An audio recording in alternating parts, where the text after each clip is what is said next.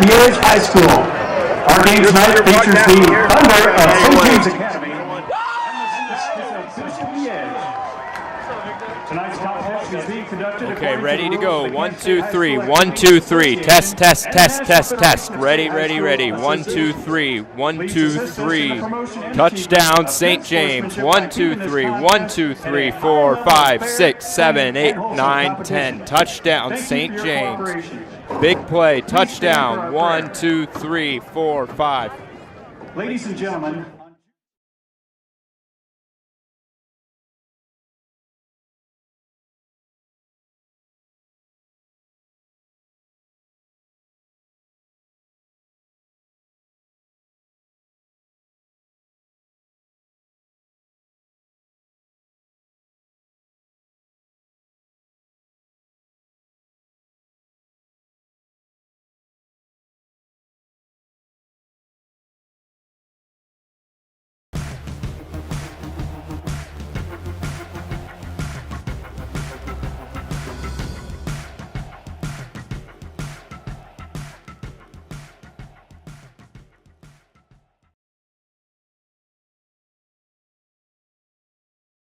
We thank you for the opportunity to observe our athletes displaying their talents on the field tonight. We ask that you protect them from harm and allow them to compete to the best of their abilities in a manner which reflects the example set by your Son, Jesus. And let us remember that all we do is for your greater glory. We ask this through Christ our Lord. Amen. In the name of the Father, and of the Son, and of the Holy Spirit.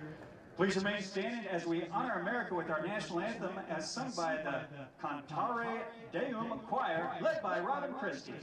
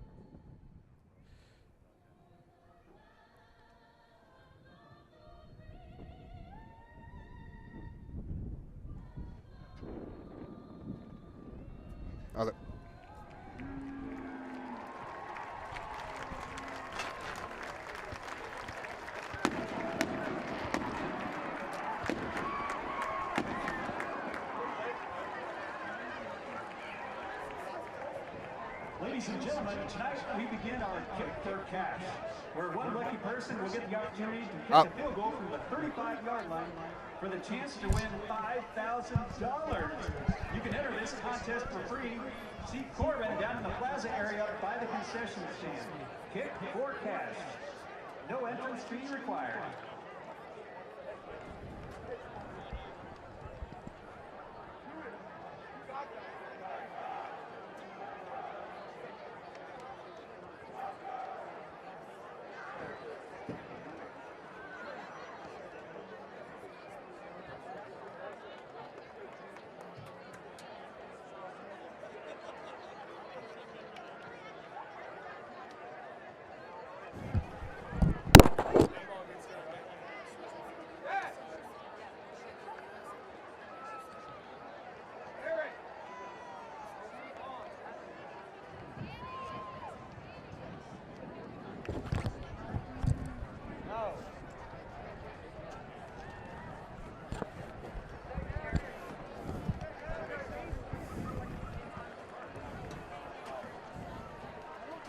And we welcome you now into the Thunder Broadcasting Network, home of St. James Athletics. The coin toss right here in front of us. We are very excited for what looks to be an exciting matchup today. St. James Thunder taking on the Bishop Miege Stags. Last year in the meeting between these two teams, St. James lost twice, a 48-7 demolition.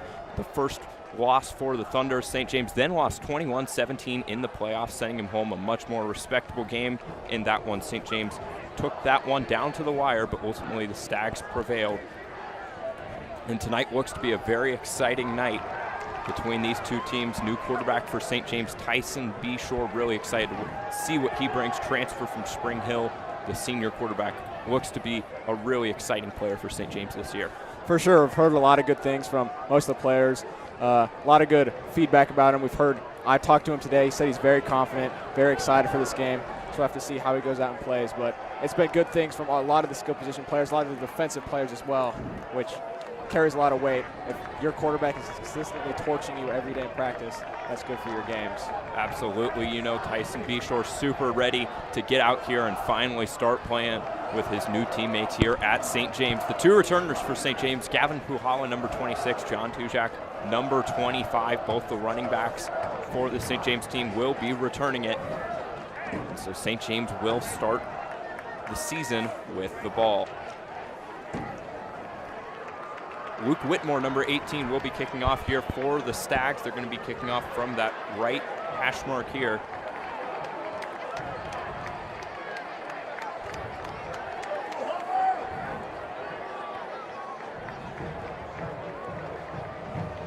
Number 18, Luke Whitmore to kick off for the Stags.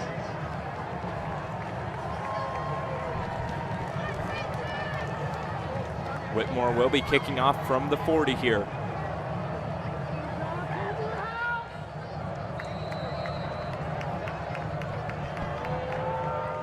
And we're off. The season has begun, and no return from the Thunder, booted out to the end zone.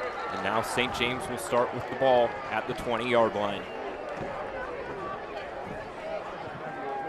St. James offense here, Tyson Beshore, the new quarterback. He has a pair of returning receivers that started last year, Sam Neeson and Parker Chase. St. James expecting a lot out of that duo this season. Yeah, for sure. If they're going to want to have success through the air, they're going to need Sam and Parker to be at the top of their game. Miege playing their 4-2-5 defense here. St. James will be spreading the ball out a lot tonight, starting 4 receivers. We'll see almost 3 to 4 in the game at all times. Man in motion. It's going to be a handoff to Tujak going to the right side. He has some room to run, and Tujak a nice run of about 9 on first down. Great first play for the Thunder. Yeah, agreed. I really like that action of bringing the receiver in motion to the weak side of the formation just to run it back to the right side. Catches the defense a little bit off guard. You saw the secondary kind of roll over there. Throws the defensive line off. That's a great play call. Yeah, and great blocking there on the right side. Luke Neff, the right tackle, and Carter Jasperson, the right guard. A couple really nice blocks there for the Thunder. Trips to the right, Beshore looking that direction. He goes deep on play 1. He didn't have him. Just a little overthrown, intended for Sam Neeson there. And it's going to be 3rd down and 1 here. I like to see a little bit of sort of a deep shot early from the Thunder. It shows sort of that aggressive nature on offense. That they don't just want to run the ball. They want some big plays. They want to get the crowd into it. And they really want to just showcase what Tyson can do, to be honest. Yeah, and this is a Bishop Miege team, very small secondary, only 1 player above 6 feet tall in that secondary, 3 guys below 5'10". So St. James is going to use their bigger receivers here tonight. They're going to hand it off to Tujak. He got the first, and then a little more, gain of about 4, and St. James gets a first down on their first drive. Pretty good start from the O-line to this series. That offensive line is really going to be something to watch throughout the night. A bit undersized, even though they do have some returning players. And like we said before, we've heard a lot of good things about Tyson. Will that offensive line give him time for those downfield routes to develop tonight? Yeah, that's the big thing, and St. James now motioning back into that spread look. Seeing a lot of motion. Beshore pumps once, caught over the middle. That's Neeson. First down and a little more. St. James really doing a nice job out here. Tackle made there. That's Isaac Elbrenner. St. James gets another first down. Great awareness by Sam Neeson. Just find that little soft spot in the secondary zone. Just sit right down in it. Tyson hits him. St. James offense looking pretty good so far tonight. looked good at this point last year. 30-21 loss for the Thunder. One of their better efforts of the season. It's going to be a run by Beshore up the middle. QB draw. He falls down. A hard hit there. Nice play. That was a tackle. Daniel Neenan, the senior linebacker for the Stags, on the tackle. Another thing we've talked a lot about, we just talked about Tyson's arm through the air, but another thing we've heard a lot is that he's really a dual threat quarterback and that he can run too. So it's good to see him getting those legs churning, getting the wheels under him, showing that mobility that he's got. Yeah, 217 rushing yards in his career coming into this game, 2-year starter at Spring Hill. So that was certainly a part of their offense. And, you know, Coach Radke loves to use that QB run game. 2nd and 5 here. Beshore looks to his right. Good protection. He goes deep again, just a little incomplete there. Parker Chase, the intended receiver for the Thunder. I think you've got to give props to this Miege secondary on both deep shots that the Thunder have taken. They've held their own. They've had guys in position. And obviously, you know, they're not going to be perfect the whole game, but I think as a defensive start, that's about as good as you could hope for from the secondary that you mentioned, Will. Very short. Yeah, very short, and multiple sophomores starting in that secondary as well. 3 seniors, 2 sophomores in that 4-2-5 secondary. So it's going to be 3rd and 5 here. 3rd and medium. You have to think St. James will go for it if they don't get it here. It's going to be a quick touch pass here. I believe that's Neeson with the ball, turning it upfield. That's a horse collar. They're not going to throw the flag. Devontae Lee, one of those smaller members of the secondary, the sophomore with the tackle. And that's going to set up a 4th and about 1 here for the Thunder. Yeah, you saw Sam Neeson after the play going up to the referee saying, hey, he grabbed the back of my jersey. Great block by the running back, John Tujek, number 25 there on that leading edge. And it looks like they will give St. James the first down here, so it'll be a new set of downs for the Thunder.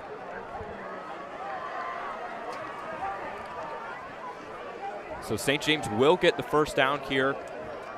And after just a little over 2 minutes, St. James looking real good on offense right now. 3 receivers to the right of Beshore, 1 to the left. Beshore rolling to his left. Looking. Complete pass there. That's Alec Jett, the junior receiver, the only starter that is not a senior on the offense, is going to get the first down there for the Thunder. That's a nice little out route by Jett there, just about 12 yards downfield. Puts his foot in the ground, pops for the sideline. Does a great job making sure to get those feet in bounds. Tyson delivers a beautiful ball right over the DB. Yeah, and a really hard pass to make. St. James does a lot of those sort of boot actions out to the left, which is the opposite way of his throwing arm. So it's a really difficult throw to make, but good touch there from Beshore. Wander in motion. It's going to be a run with Beshore. He's got some room. He's going to be brought down here after a nice small gain. That's Nicky Ratton, the linebacker, in on the tackle there for the Stags. I like what I've seen from the Thunder this drive so far. It's been a nice balance of on the ground and in the air. You know, obviously it's good to have a little bit of balance. You don't want to rely too heavily on either one, but it's good to see that they've had success in both. Yeah, and they are using Beshore a lot with his legs right now. We've already seen a couple runs with him, using him on the bootleg, so that's something that St. James fans will want to monitor this year. Albright in motion. They're going to give to Tujak. Tujak makes a man miss. Almost got the first there, just pulled down a bit short. Bratton back in on the tackle. And like I mentioned at the beginning of this drive, we were going to focus on the O-line, and I think they've done a very good job blocking. They've been giving Tyson a pretty clean pocket to throw out of. John Tujak's been averaging just about 5 yards on the ground. So it's looking very good for the Thunder offense at this point. Yeah, St. James doing good. This is one of the smaller D-lines St. James will face this year in the EKL, but very good start for that O-line. Now Gavin Puhala in at running back, the backup. They're going to flex him out to the left. Quick pass out to him in the fly. He's got a first down and then some. Here's Puhala in space inside the red zone to the 14, and a first down for the Thunder. That's a great read by Tyson on that. Seeing no linebacker over there in the left flat, just hitting Puhala quick, able to get up the field. Good blocking. Parker Chase pancaked his defender downfield. Yeah, and you love that play call from Coach Joshi there. 3rd and short, get your guy isolated one-on-one. Great play. And St. James is looking real solid right now, just matriculating the ball down the field here. And it's going to be 2 receivers on both sides of Beshore. Man in motion. Beshore rolls to his right. He's got a man. He's going to chase, and it's a touchdown. Touchdown, St. James. 1 drive, 1 score, and the Thunder are on the board. That's as good as you can hope for a starting drive. Beautiful play call. Tyson rolls out right again. Another throw on the run. He's showing what he can do. Parker with a beautiful little flag route there. John Tujak also over there in the flat, kind of catches the DB in a bind. Great play call from Joshi, great execution. Phenomenal series there for the Thunder. Ben Johnson on to kick now for the Thunder, the senior kicker.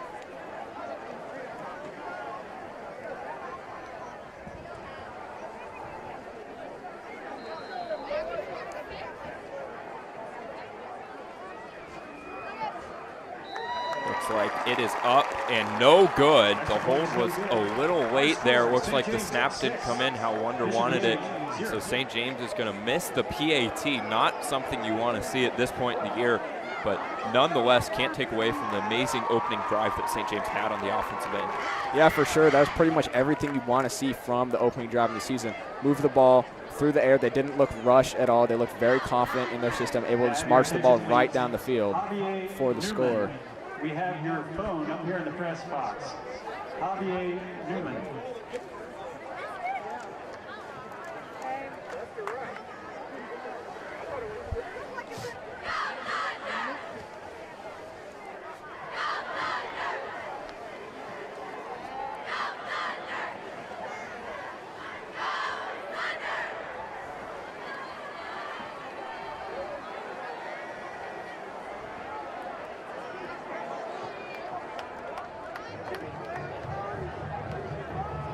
So now St. James will be kicking. Ben Johnson off to kick now for the Thunder.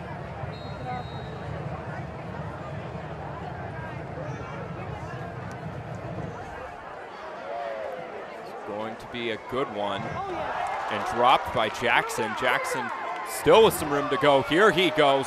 And he is brought down there. Nice tackle. That was Evan Taylor for the Thunder. But Taron Jackson, we're going to be saying his name a whole lot tonight. The senior receiver, one of the most dynamic players in this state.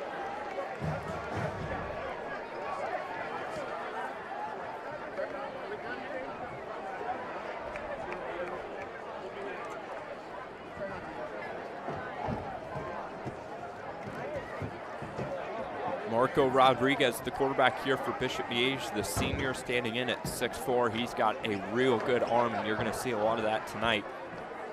Miege.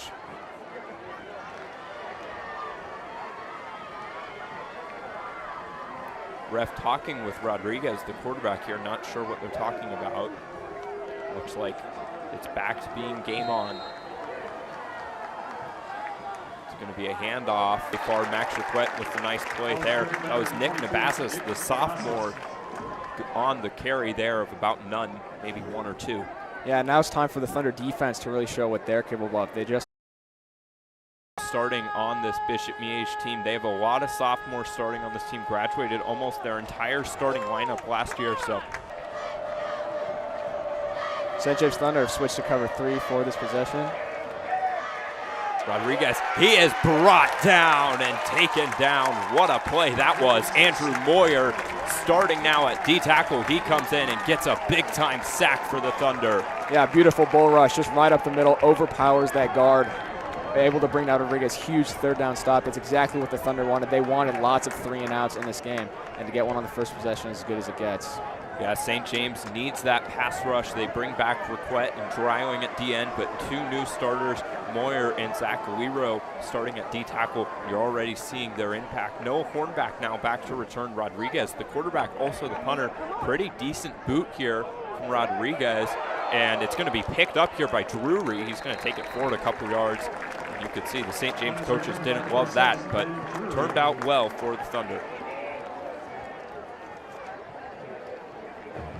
BSN Sports is a team supplier specializing in high-quality athletic apparel, footwear, and uniforms. BSN Sports provides convenience for coaches, which allows the St. James Academy Thunder to focus on winning.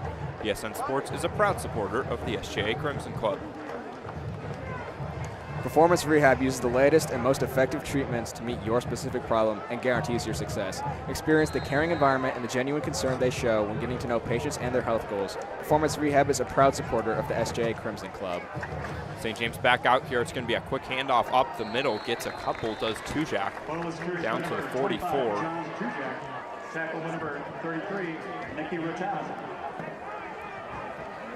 Thunder looking to just replicate what they did on their first drive. Don't need to get too fancy with it. Just keep doing what's been working. which is through the air. I like to see Tyson roll out again. He was able to make a couple nice completions there. Yeah, and I wouldn't be surprised. I bet St. James tries to take a shot where they got close on a couple last time. They're going to go over the middle. Chase, acrobatic catch. He's still on his feet. Here goes Chase, brought down from behind, but St. James, another first down, and the aerial attack is working for the Thunder. Yeah, that's a beautiful route from Chase. Gets off the jam on the line, gets over the middle of the field, just over the heads of the linebackers. Beshore, again, offensive line, gives him a very clean pocket to hit Chase, and Chase does the rest. Makes a little magic happen down the field. Yeah, great route there. St. James, the team they don't.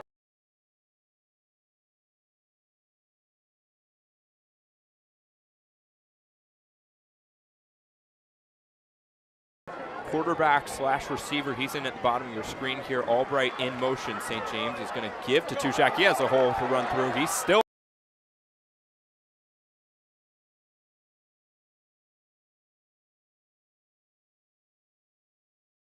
Yeah, for sure. That's another 4 to 5 yards there, and that's really what it's been this whole first quarter. It's just been grinding away, chunk after chunk. And if they can continue to do this, I mean, whichever team controls that line of scrimmage is going to have a huge advantage in this game.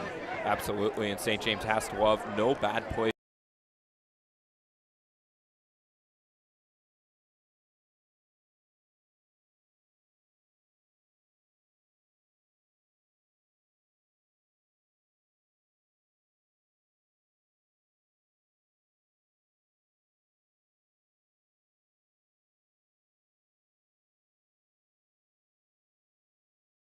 I think you made a really good point, Will, that so far no negative plays. Obviously, last season, the Thunder, it's only the first quarter, but it's been really clean football from the Thunder, and that's really good to see. Definitely, and St. James already rotating some of those skill players a little more than last year. 6 receivers have played. We've already seen through Holla and Tujak at running back. So if St. James is able to keep some fresh bodies on the field, that's going to help this team out even more. 3 receivers to the right, Jet at the bottom, singled up. Going to be a flag, or no, a timeout it looks like. Charge to the Thunder. Timeout. That'll be St. James' first timeout before this crucial play here. Investments, tax planning, retirement, insurance, managing all aspects of your financial life can be overwhelming. That's where Aquatic Wealth Management comes in. We'll help you fit each piece of the financial puzzle together. Schedule your free assessment today by texting GO THUNDER to 913-402-6099. Aquatic Wealth is a proud supporter of St. James and the Crimson Club. At Luxury and Imports, you'll find a top-notch car dealership with over 200 carefully selected pre-owned vehicles. Luxury and Imports offers the complete auto experience: service, body shop, rent-a-car, and car sales. Their staff is driven to provide 100% satisfaction, ensuring a stress-free car shopping experience every time. Discover their motto: the right car, the right price, the smart choice. Located in Leavenworth, Kansas, visit Luxury and Imports for your next car experience. St. James back out here, 3rd down and 5. Miege has gotten St. James to a few 3rd downs today, but St. James done a great job executing on 3rd down. Have to get to the 19 here, do the Thunder. Wonder on the return motion. Beshore looking, he has the wheel route caught and going along the sideline. Is it a touchdown? And it is touchdown, St. James.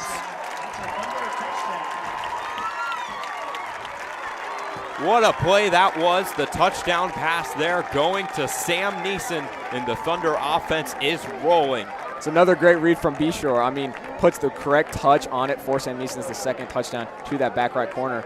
Great read on the wheel route. Sees that there's not really any help over the top, decides to throw it up, puts it perfectly. Sam Neeson does the rest. Stretches over the pylon for the TD. St. James, they missed their PAT last time. Let's see how they do here. Good snap, good hold, kick is up and good. So St. James 13 stacks nothing, and St. James jumps out to the double-digit lead 8 minutes in. 13, Bishop Miege, 0.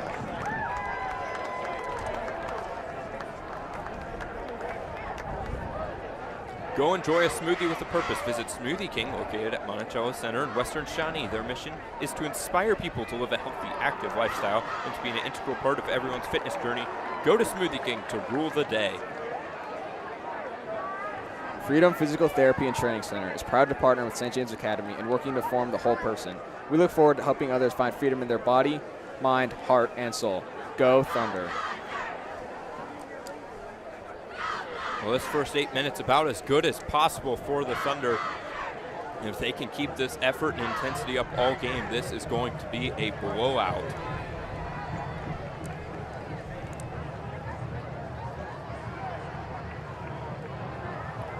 Taryn Jackson and Jordan Ballard back to return now for the Stags. The two leading receivers for Bishop Miege now. Boot is up. Jackson back to return. He fumbled last time, catches it on the goal line. He will bring it back. Jackson has a hole. Going to the right side, brought down again. That was Evan Taylor. He's had 2 tackles on special teams, both of which might have been touchdown-saving tackles for the Thunder. Yeah, that was a huge tackle. A couple good returns. James needs to clean that up just a little bit.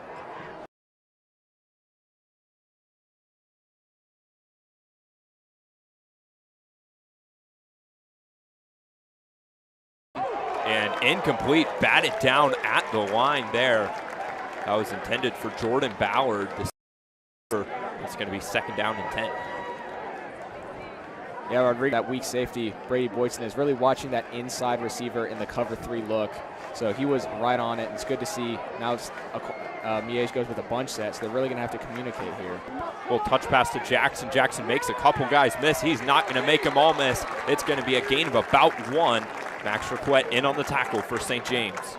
Great job over there by Aiden Drying and Jordan Boone to really set the edge, push both offensive linemen back.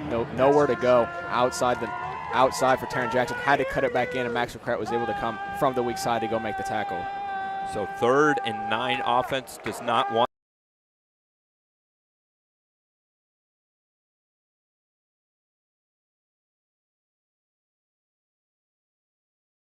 And St. James is going to get off the field here with a 3 and out. Both sides of the ball for St. James have looked really good so far. Loves Max Raquette. But again, 2 defensive stops in the first quarter. Really, Miege has not looked good at offense at all. And I think that's in part of just how dominant this Thunder defensive line has looked so far. Yeah, St. James looked dominant on both sides. It's going to be a punt from Rodriguez. Blown dead here. Looks like he's calling the coach over. They're making Hornback come out now for the Thunder. I'm not sure what that's all about. So Drury will return now for St. James.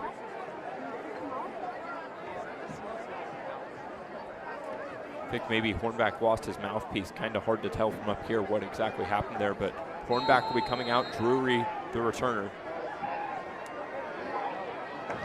Rodriguez, decent punt, caught it at 25. Drury falls on it. He muffed the punt there.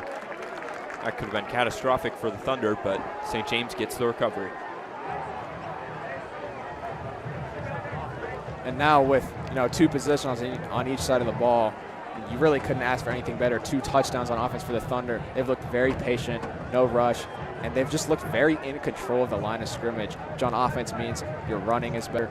You've got better pocket for Tyson to throw from. And on defense, Marco Rodriguez, 2 batted passes. He's been rushed. He hasn't really been able to get through his reads properly. Yeah, you said it. This line play on both sides of the trenches. St. James is dominating so far. Need to keep up the clean play as well. Be sure.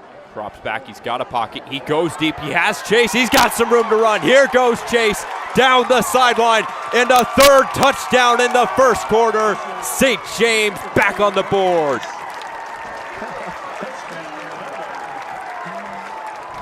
Play after play. St. James takes the top off him again. And St. James is looking really, really good in this first 9 minutes. Absolutely, and I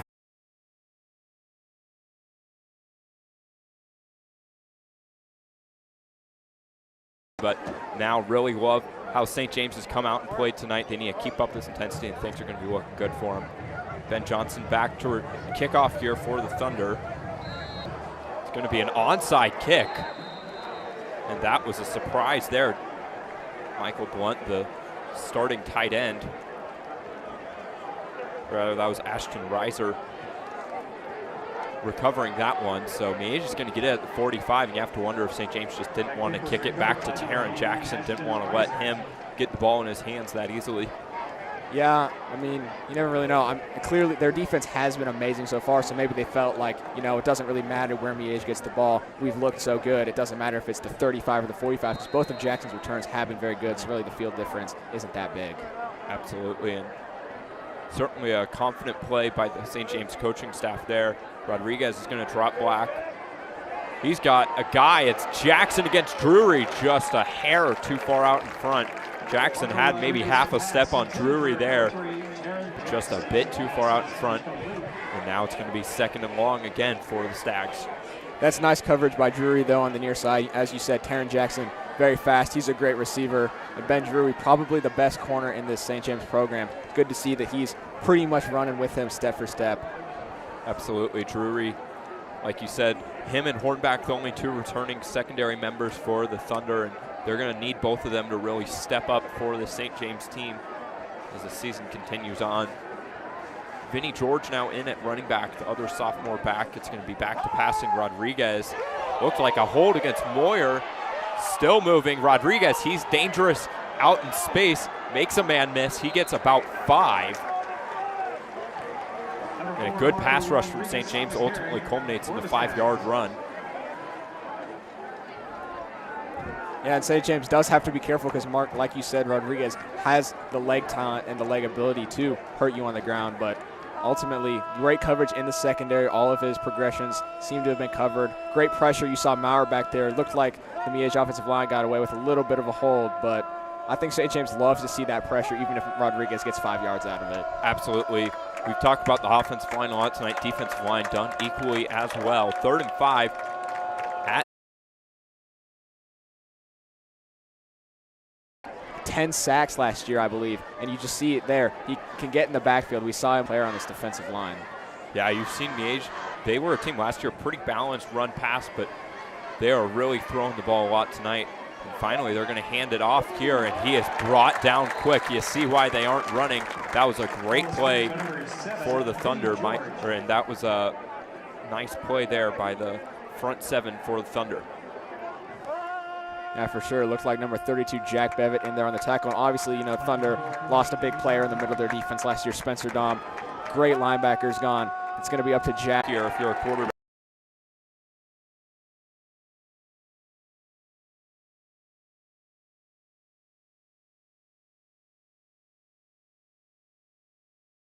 Yeah, it seems like Miege kind of doing what St. James likes to do. They put through. It's going to be a quick pitch here. Back out to George.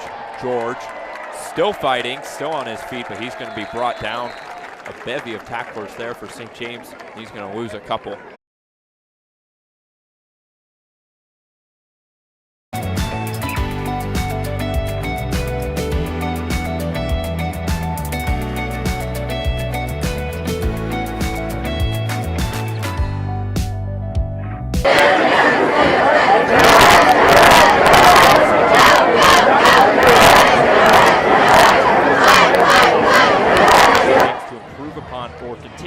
Well in the second quarter, Jonathan? I think both lines need to continue to dominate the line of scrimmage. I know before the game we kind of talked about some possible concerns about that offensive line being a little bit undersized, few moving pieces from the last season, and I think they've held their own against this Miege defensive line, as well as the defensive line's been in the backfield a lot. They've caused a lot of havoc. We've seen multiple batted passes. So if they can continue to dominate that line of scrimmage, I think it's going to be tough for Miege to really get their offense going, and it's just going to make the St. James offense flow a lot better.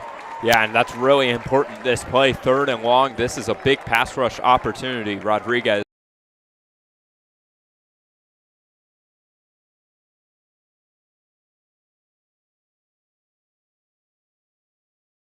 About their own 46, that make it about a 3rd and 35 or so, or they could take the 4th and 14. You got to think, Miege probably out of field goal range. It'd probably be about 2 yards from here. Not a lot of high school kickers that can hit that. So it looks like St. James will decline it and set up in punt return. Yeah, and St. James, they almost might want Miege to go for it here because Miege goes for it, then they miss. St. James gets the ball in better field position, so that might be something St. James is okay with living.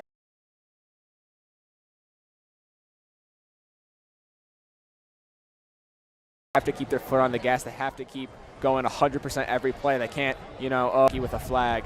they've got to stay at 100%. Beshore dropping back, looking, has a man. It's Neeson for the first down, dives forward to the 22. In coverage there, Braden Lang made the tackle. And St. James, Neeson and Chase, they have really stepped up big for St. James, being two key targets for Beshore tonight. Yeah, for sure. That's just a nice little in route from Sam Neeson. Again, it's second or third time we see him just kind of find a soft spot in the zone, sit right down. Him and Beshore look to be on the same page, just hit him multiple times.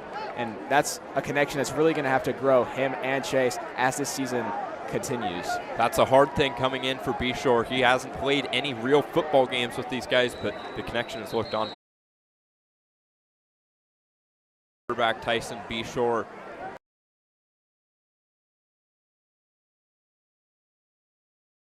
Kind of close up in a sort of press look and then backing off. Beshore free blitz, incomplete, intended for Neeson. A little bit of a tug there on the jersey, but there's going to be no call. Daniel Neenan, the junior, in coverage. It's going to be 2nd and 7. Yeah, it looked like Neenan really did get away with a little bit of a hold there. You saw Sam Neeson definitely thought he was held, threw his arms up after the pass. I like to see St. James, again, being aggressive through the air, something that they kind of lacked last season. It wasn't really a major part of their offense. You saw it maybe in glimpses once or twice a game, but we've really seen it all throughout this game so far. Yeah, the only game last year I really remember seeing this offense this aggressive was the last game of the season, actually, 21-17 loss to the Stags. You love to see that here. 3rd and 7, great pressure again. Jump ball caught. What a play by Neeson. Still running up the field. A risky play, but St. James comes down on the better end of it and gets the first. Sam Neeson does a great job snatching the ball out of the air. Little bobble, is able to come down with it, turn and gain about 5 to 10 more yards there.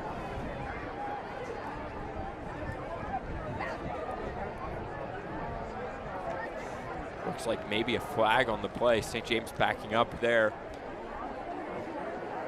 Penalty is on the Thunder.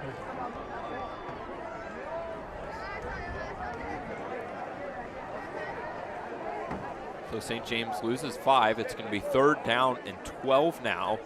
This is the worst position St. James has been in all night. They're going to need to have some magic here from Beshore.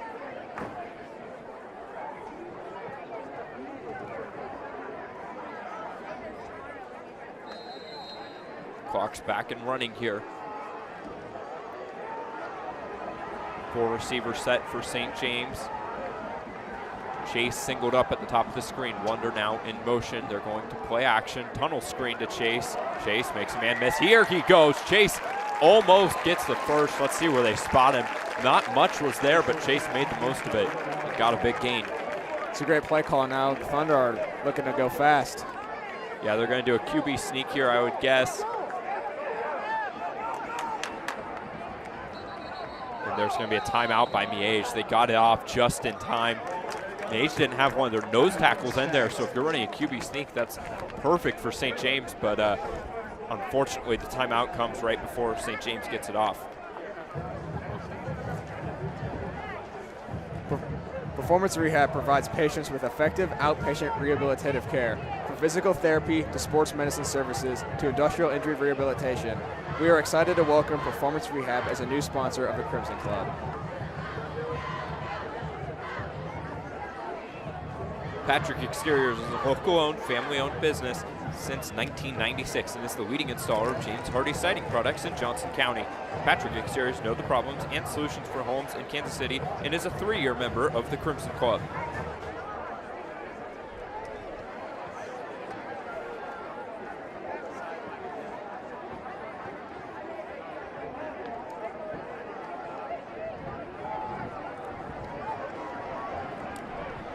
St. James back out here. They're going to be in that sneak formation. We've seen St. James do some trickery out of this formation, though, and get some big plays. So a sneak not guaranteed, but is likely here for the Thunder.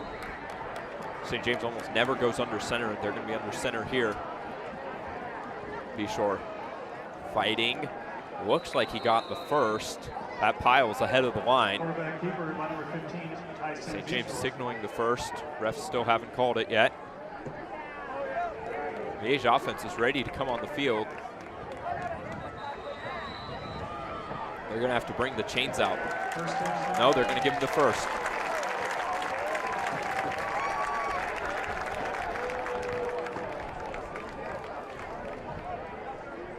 great composure by St. James to get out of that 3rd and 12 jam. You know, a lot of teams maybe just run up the middle, end up just kicking the field goal. St. James now, Albright in motion. Be sure. Throws to Albright. Albright spins, makes a man miss, gets up to the 25. That's Braden Lane in on the tackle. And a nice short gain there for Albright. I really like that Bishore right now. And obviously, we've seen him push the ball downfield, but he's not afraid to just throw the ball in the flat, take what the defense is giving him. He's not really trying to force any risky throws over the middle, trying to get those home run plays. He's doing a very good job of just reading the defense and taking what's there. Absolutely. It feels like he, especially for a guy that this is his first year at St. James, he has an absolute mastery right now of this offense, knows exactly where his reads are. That's one of the things that's been advertised about Bishore. They've talked about how high of a football IQ he has. And now St. James 2 QBs in the backfield. Give to Mangini. He's going to throw. He might have him. Touchdown, St. James. The trick play works. Parker Chase, a touchdown. And St. James, their 4th TD of the night. What a play by St. James there. The touchdown from Mangini. That's what you love to see. St. James very confident in their offense. They know, hey, why not go for it? Our offense has been rolling all game long. Great play call and a great throw from Frankie Mangini. You know, we saw him play a little bit of quarterback last year, not a lot. We know he can do it, though, and he delivers a beautiful pass to Parker Chase there. Does a good job shaking off the defender. So Johnson will be on to kick now for St. James. Kick up. Kick good, 27-0. And St. James, they had the lead and then they wanted to add to it. They sure did there. The trick play working to perfection. Honestly, Miege, they did a pretty good job of covering it, but St. James still did their job and put up the touchdown.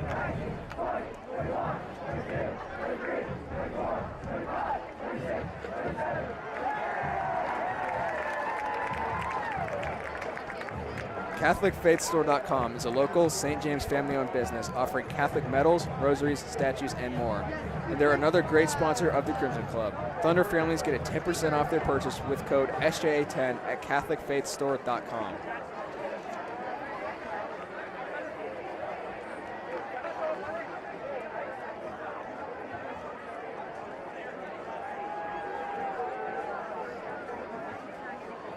So Johnson will be kicking off now for the Thunder. Offensive coordinator Matt Joshi has been in his bag this game. He has called pretty much a perfect game for the new quarterback, Tyson Bishore.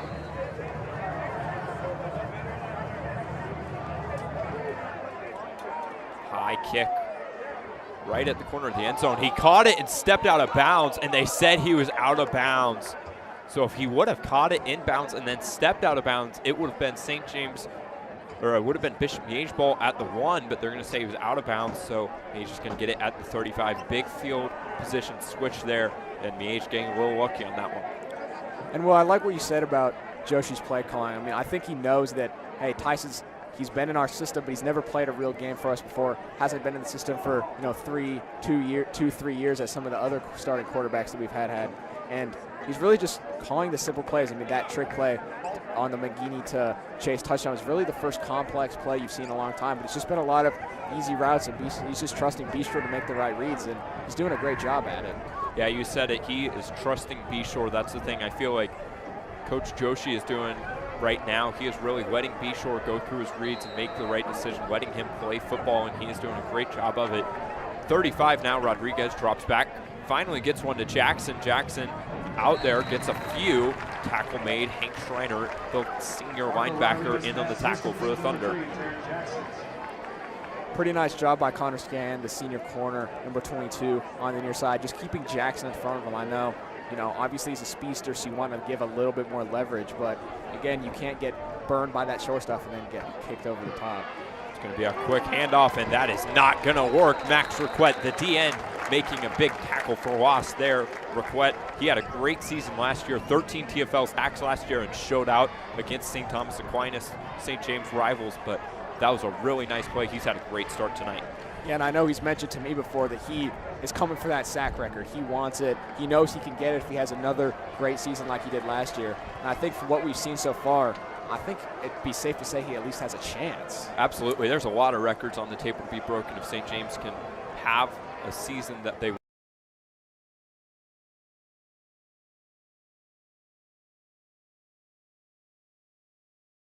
and that was all on Jackson getting the first there. We're seeing a little bit of life out of the Miege offense so far, I think.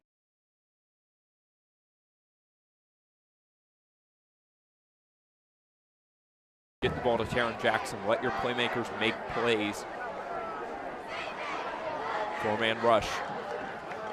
Looking. He's got a man. Is he going to go to him? He finally does. Big play. Still on his feet to the 15. That's Jordan.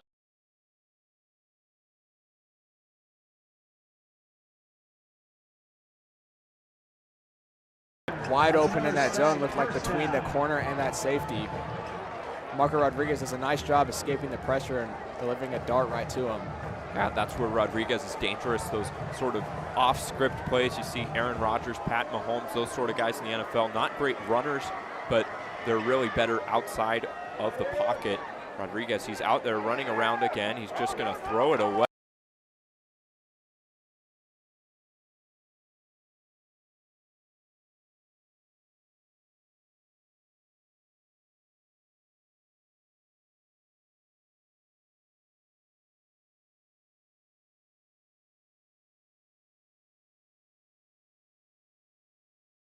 Receiver in the area. Nonetheless, St. James with more good pressure, forcing Rodriguez to kind of scramble around. Yeah, St. James has done a great job. Every position tipped in the air. It is incomplete. It is incomplete. Rodriguez pass intended for number 7. Eddie George passes incomplete. Very close to being a bad play there. That's Sam Charlton on the defense there, tipping that ball into the air. And that's 2 plays in a row that you've seen the Thunder defensive line in the backfield, forcing Rodriguez to throw off balance, to throw outside the pocket on the run. And while he can do that sometimes, if you're going to rely on that for your offense, that's not a very good strategy, because those off balance throws, on the run throws, your accuracy just isn't quite as good. Rodriguez, blitz comes, middle's open, and it's almost picked. It was in Hornback's hands. What a read by Hornback. He broke on it perfect and just barely drops that one. Rodriguez wishes he had that ball back. Yeah, incredible read by Hornback. Marco Rodriguez plants his back foot, throws a dart looking for Taron Jackson. Great read from Hornback. Gets his hands right on it. And even though he doesn't come down with it, you like to see that Noah Hornback's able to read these routes so far from Miege. The secondary really done a good job on suffocating these Miege wide receivers. Yeah, and Hornback, he did a great job last year in that run game, really making plays there. 33 tackles last season, along with a sack for Hornback. But that pass coverage and area, Hornback had to work on a little bit. You saw it already paying off there.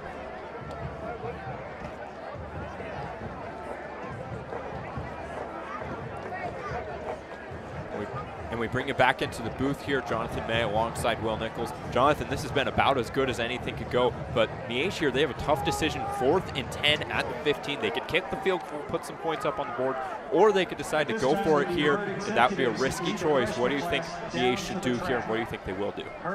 I think they'll go for it here. I think they've seen that they've been able to move the ball better on this drive than they have on any other drive, really. I think they've kind of maybe found a rhythm, maybe figured out an answer for this Thunder defense. And down 27 points already, you kind of feel like you have to have a touchdown before halftime to stay in this game. Yeah, and they are going to go for it here. Big play here. You have to think St. James is going to try to cover Taron Jackson. 4th and 10. Rodriguez dropping, big blitz. Flushed out, incomplete. Nobody close. The delayed blitz hits him. Charlton and Schreiner on the pressure for St. James. Yeah, Schreiner just comes right through that B gap, gets to Rodriguez, forces him again. That's almost every play in that 4-down series that the Thunder have been in the backfield, forcing Rodriguez to throw.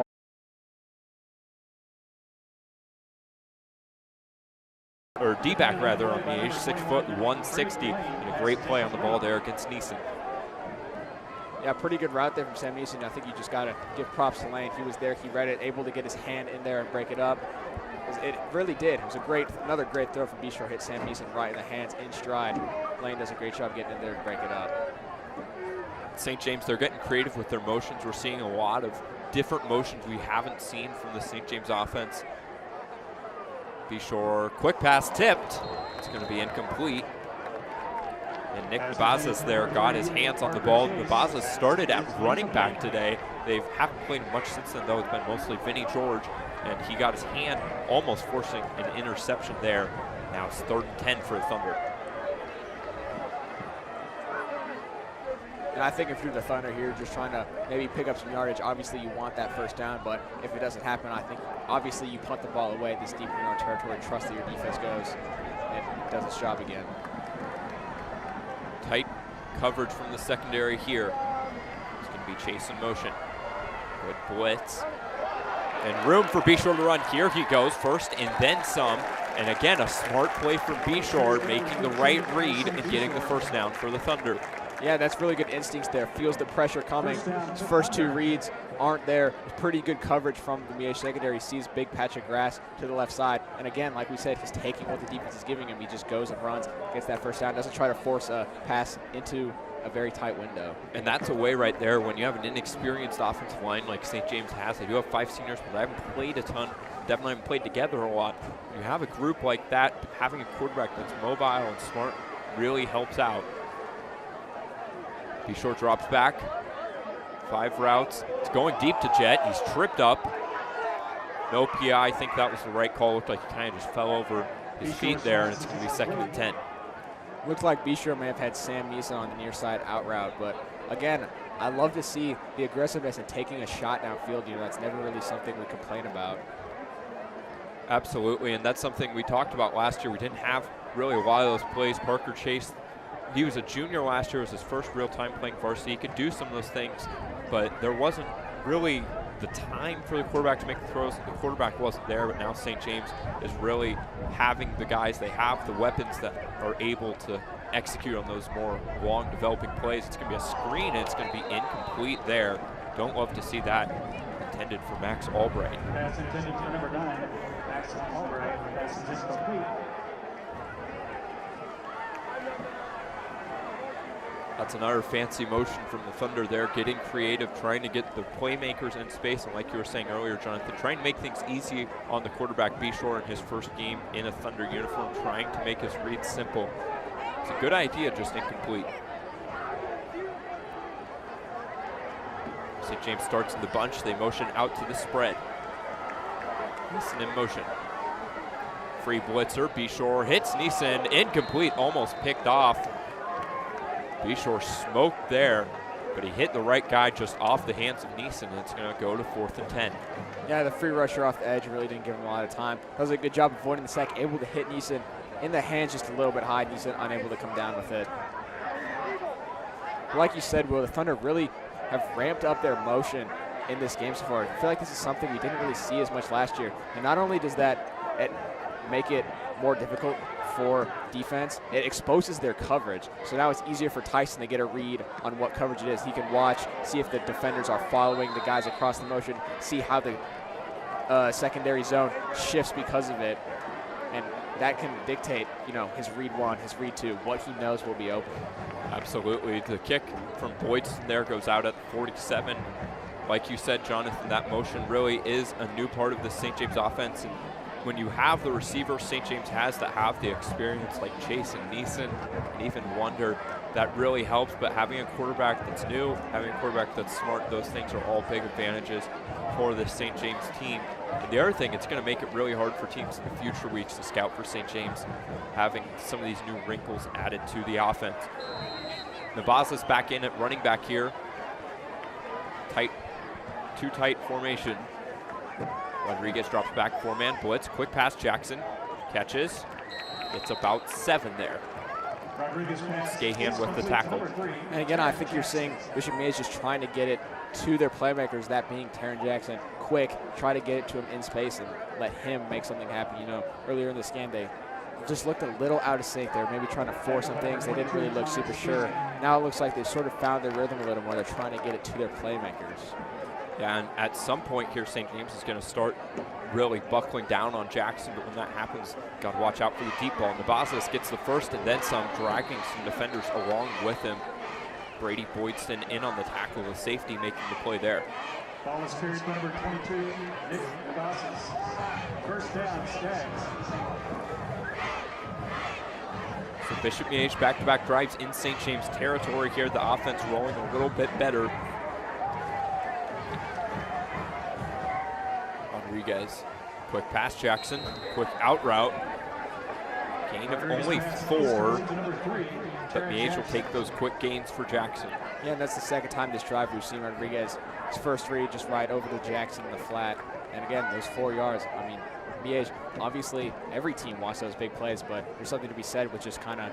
St. James, I think, for some of these fans was how much time is this new great quarterback Tyson Beshore going to have, but he is probably going to have to go to the end zone at least once here, especially with how well this O-line's been protecting them. You see Wayne, he's right up there pressing Neeson now at the bottom of your screen, Chase in the slot next to him. Got Daniel Neenan, the linebacker, on him. Drops back. Beshore looking that direction. And he has Tujak on the angle route. No, that was Buhala, and it was dropped again. So St. James, man, Joshi's been dialing up the plays. Beshore's been delivering him, but just barely off there. That one might have been a touchdown if it was caught for Thunder. Yeah, definitely would have had the ball inside the 10-yard line. You got to think Lero maybe was expecting a hit there. Maybe he saw, oh my gosh, I can go score a touchdown here. Just didn't watch the ball all the way in. It's an unfortunate drop. But on the plus side, you still got 12 seconds left. That's probably time for 2 more plays, or maybe 1 deep shot into the end zone and then a field goal attempt here. Yeah, if I'm St. James, I'm trying to ISO one-on-one. They've got Neeson at the top there in single coverage. I'd expect them to go to him here. 5 on the play clock. Beshore, blitz coming from the other side. Beshore, he does go to Neeson. He's got him. Catch. Touchdown, St. James. What a catch. Sam Neeson lays out and gives the effort, and St. James delivers with the touchdown. That's 5 in this first half for the Thunder. It's really all coming together for the St. James offense, and that catch by Sam Neeson, reminiscent of his older brother John Neeson, who was an incredible receiver for the Thunder. But again, Beshore, great throw, great amount of touch on it. And like you said, easy shot to the end zone. John Tujak there with a great blitz pickup to allow Beshore to make that throw. That cannot go overlooked. But that Beshore-Neeson connection has looked very strong early in this game. It's been looking real pretty, reminiscent of those state title winning teams for the Thunder. Johnson on, almost gets it blocked there. It's going to be good for the PAT, so 4 for 5 for the PAT unit. That's looking a lot better for the Thunder as well. 34-7, this could not be going much better for the Thunder. Absolutely ecstatic, I would have to think, Coach Radke is with how his team's playing this first half.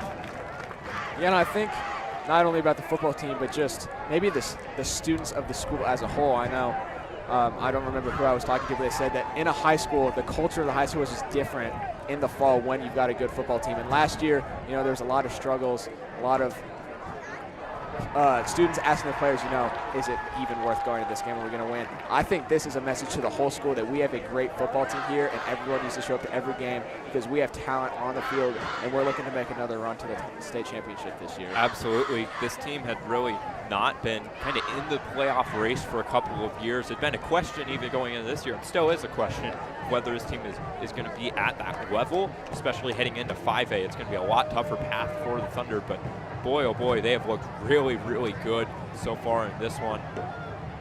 This is a Miege team. This isn't the best Miege team we've ever seen, but they're still definitely would have gotten last year's team fits.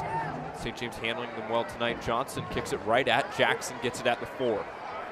Jackson just goes straight up the middle. He's brought down at the 27. That was Will Pattison, the linebacker there with the tackle. 1 second left.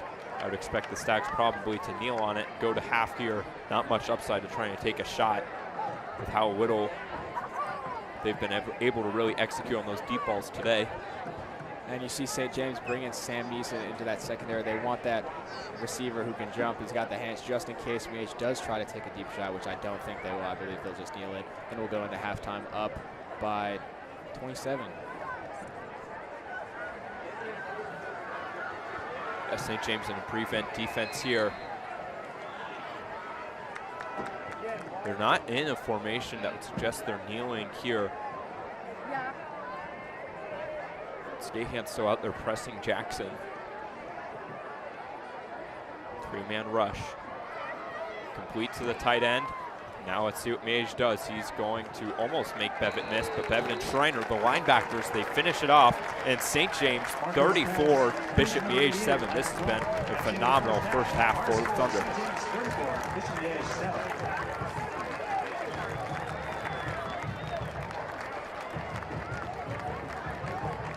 All right, and now let's hear a word from the commercial break.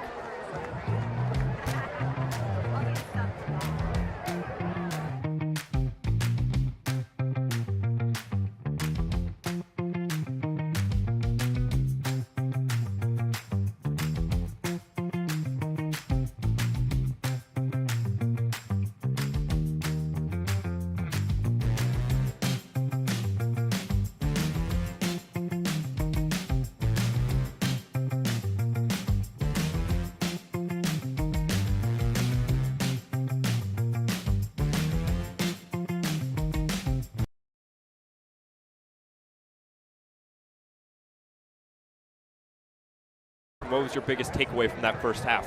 I think the play by both lines has been stellar in this game so far. Obviously, we voiced some concerns about specifically that offensive line. And I think both lines have played just about as well as they could, really dominating that line of scrimmage, and it's led to success on both ends of the ball for the Thunder. Yeah, you'll love to see it for St. James. Again, 34-7, St. James on top heading into the second half here. And let's send it over to the newest show at TBN, TBN Pulse. Thunder Studios in Lenexa, Kansas. This is TBN Pulse. Hello Thunders, I'm JP Argenziano. Welcome to St. James Academy's new video magazine, TBN Pulse. In this episode, Zach Wolzen will talk with Mr. Talicki about the new gym floor, and Luke Tepfer will talk with Coach Greg Baumhoff about the cross-country season. Luke? Cross country, and obviously I'm biased. I think it's a fantastic sport. It encompasses, I think, the best of individual performances within a team concept. And so it's all about, and you go into a race's top 5 finishers, you record their place, and then the lowest total of those 5 is the one that wins, and you have tiebreakers at 6th and 7th. So it's always fun to watch everybody come in and try to tally scores as they cross the finish line. Our first meet of the season will take place on September 7th. This is Saturday morning at Johnson County Community College. So it's a nice central location for all spectators in the area. The races will start at 8 a.m. with the girls varsity, and will be followed by boys varsity, and then the JV races to follow after that in the morning. What's it like to spectate a cross-country meet? It is a one-of-a-kind experience, truly, because you are not pinned into a specific stadium or even an area where there's like a court or anything like that. You are out on the course. And so more than anything, when you get out there, you want to kind of get a look at where the course goes and kind of be ready. You'll have to do a little bit of walking, but it's one of the only sports that I think that you can actually exercise while you are watching other athletes compete. And from that standpoint, depending on the course, which this course is fantastic, it's a pretty exciting experience. We hope to see all of you that happen to watch this at one or more of our cross-country meets during the season. Check it out. It is very exciting. It's a very new experience for people, but it's one that almost invariably people come away from finding that they enjoyed much more than they thought that they would when they went into it. So take a shot. Come and find us and watch us race and watch us represent this fantastic school. Thank you, Coach Baumhoff. From TBN Pulse, this is Luke Tepfer. Thanks, Luke. Next is Zach Wolzen. Zachary Wolzen here with President Andy Talicki, St. James Academy, here to talk about the new gym floor. So I've just got a couple questions. Sure. So tell us what this new floor means to the school. Oh boy, we've been looking forward to doing this to our gym floor for about 7 years. The floor was 20 years old. It was getting slick. The original floor was pretty dark, so there was a dark coloring, a dark hue, and we really wanted to lighten it up. And I think what we were able to do is lighten it up, It's really lit up the gym quite a bit.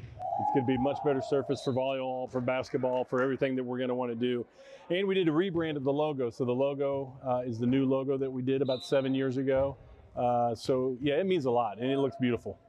You were one of the first coaches or like teacher athletic directors here at the school.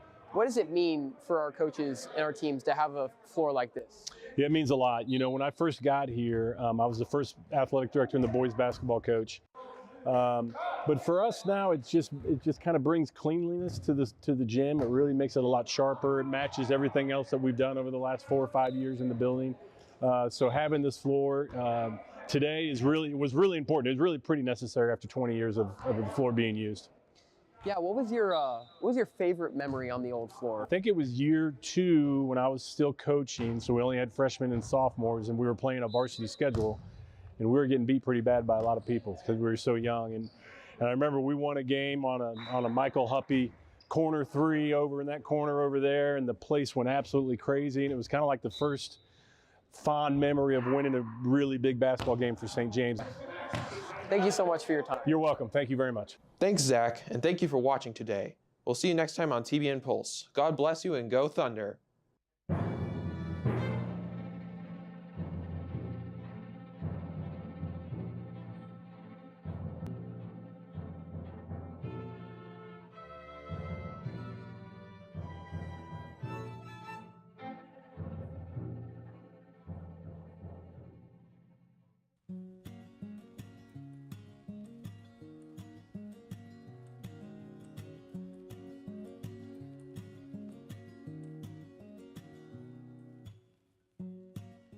The St. James Academy Lemon Out is about a cross that God has asked our school to carry. For whatever reason, we've been given the beast of pediatric cancer. And 9 years ago, we decided to do something about that. Our first Lemon Out was in 2015 at a volleyball match. And we called in cancer fighters, cancer heroes, and we honored them. It was really that simple. Goal was to raise awareness and to raise money. Pediatric cancer is the most underfunded of all cancers. They receive less than 4% of the NIH's federal budget. So that's why organizations like Alex Lemonade Stand Foundation are really important, because they help to raise not only awareness but money for therapies that don't previously exist.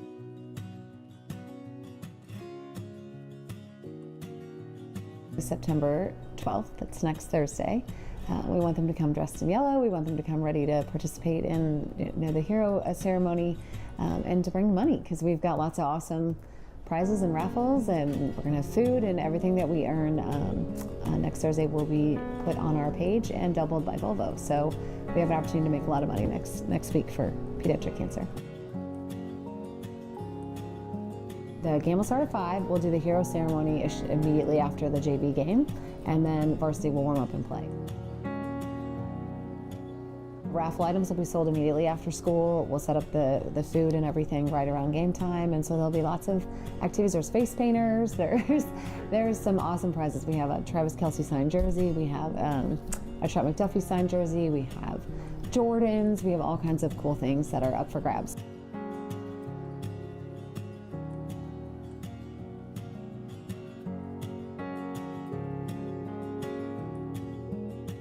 So we are asking you, our community, to come out to St. James Academy on September 12th, watch some great volleyball, eat some delicious food, buy some awesome raffle prizes, and help us fight this fight we started 9 years ago.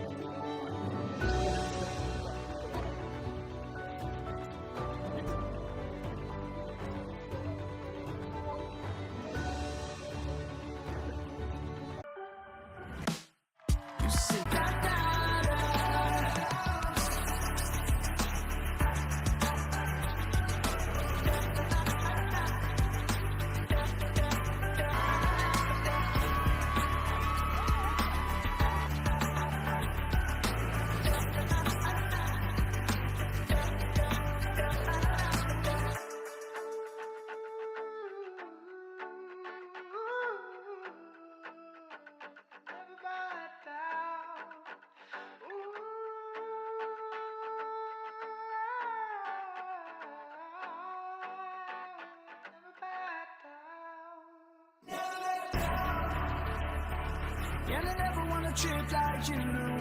opened the doors to St. James Academy in August of 2005 with an established mission of passing on the Catholic faith to the next generation while creating disciples for Jesus.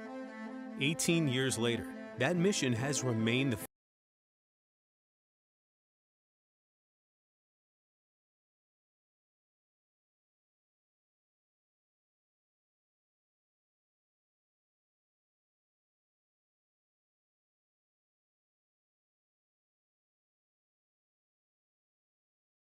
The St. James Academy Board of Trustees and Administration began the process of creating a 3-year strategic plan.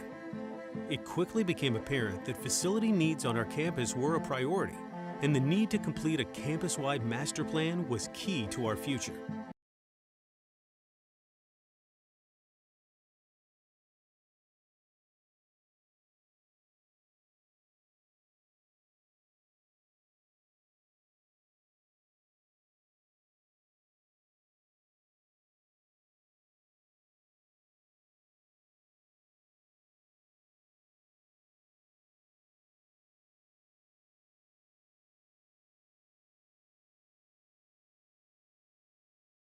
Vibrancy of St. James. The areas where we can improve are more evident than ever. Our dining hall is transformed each fall to build a stage for the musical, with a makeshift orchestra pit in the gathering space. Our choir concerts also take place in this space, utilizing acoustical shells to enhance the sound quality as best we can. For our band concerts, we frequently rent spaces off campus to allow for enough space on the stage for all band members. The Cultural Event Center will provide a dedicated acoustically sound space for rehearsals and performances for up to 550 guests, with the supporting spaces our students need to improve their skills and to showcase their talents. A lobby will serve as a pre-theater gathering space and a flexible space to be used for all staff meetings and other needs. Additionally, our goal is to also move our art classrooms into this area of the campus to better highlight the arts projects created by our students. At St. James, football is not only a successful program, but also a way for our young men to build character, perseverance, and teamwork, all values that will benefit them throughout their lives. Despite its popularity, hosting varsity football games is currently impossible due to seating capacity of only 300. As a result, we primarily host these games at Bishop Miege. While we can accommodate most soccer matches, JV and freshman football and other sports with smaller attendance, seating for visitors is limited, and we must rely on the existing bathroom facilities in our science wing for events. The plan for completing the stadium includes seating for 2,500 on the home side, which is the west side of Clare Road, and bleachers for 1,000 visitors on the east side. The proposed press box will accommodate scorekeepers, broadcasting, and locker rooms for both teams. A training room and officials' restrooms will be located at the north end of the field, with a ticketing window attached on the west end of the building. Plans are being developed for a crucifix and other expressions of Catholic identity, including a grotto, around this area of campus to be certain our mission is present both off and on the field.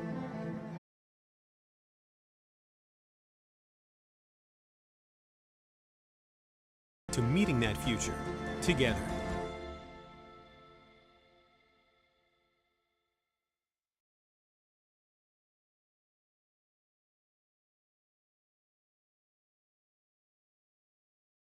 The Thunder Broadcast Network, St. James, a big lead here, 34-7. I'm alongside Jonathan May. Will Nichols here with you in the booth. St. James scored the last touchdown of the half there, an acrobatic catch in the back of the end zone, gave St. James their 5th touchdown of the first half. We apologize for any of our technical difficulties we've been having. We appreciate your patience. We're doing our best to get them up as fast as we notice them arising, but on the field, St. James has been absolutely electric. What do they need to do to continue this large lead for the Thunder tonight, Jonathan? I just think they have to keep doing what they're doing. You know, they can't let up, have to keep dominating that line of scrimmage. They can't get complacent on offense or defense to allow Miege to get that momentum back. Really, they just have to keep rolling as they have been the whole game. Absolutely. And we're back down here on the field. Ben Johnson off to boot it for the Thunder. Taron Jackson, Jordan Ballard, the returners.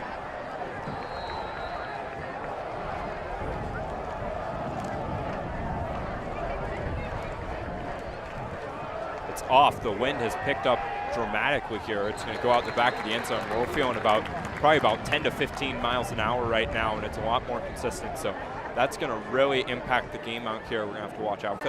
Expect to see Taron Jackson a lot again here. I mean, he was really the pivot point on that drive that they had converted with the touchdown. They threw to him multiple times. I think really, if you're the Thunder, you got to key in on him. You know, you see they now have Aiden Drawing over there with the 3-man front with Brady and Connor over the top. So they're keying in on him. Play action. Quick pass. And Hornback, he got it. He got it. What an interception. Noah Hornback, play one. He jumped it, and it fell into his lap.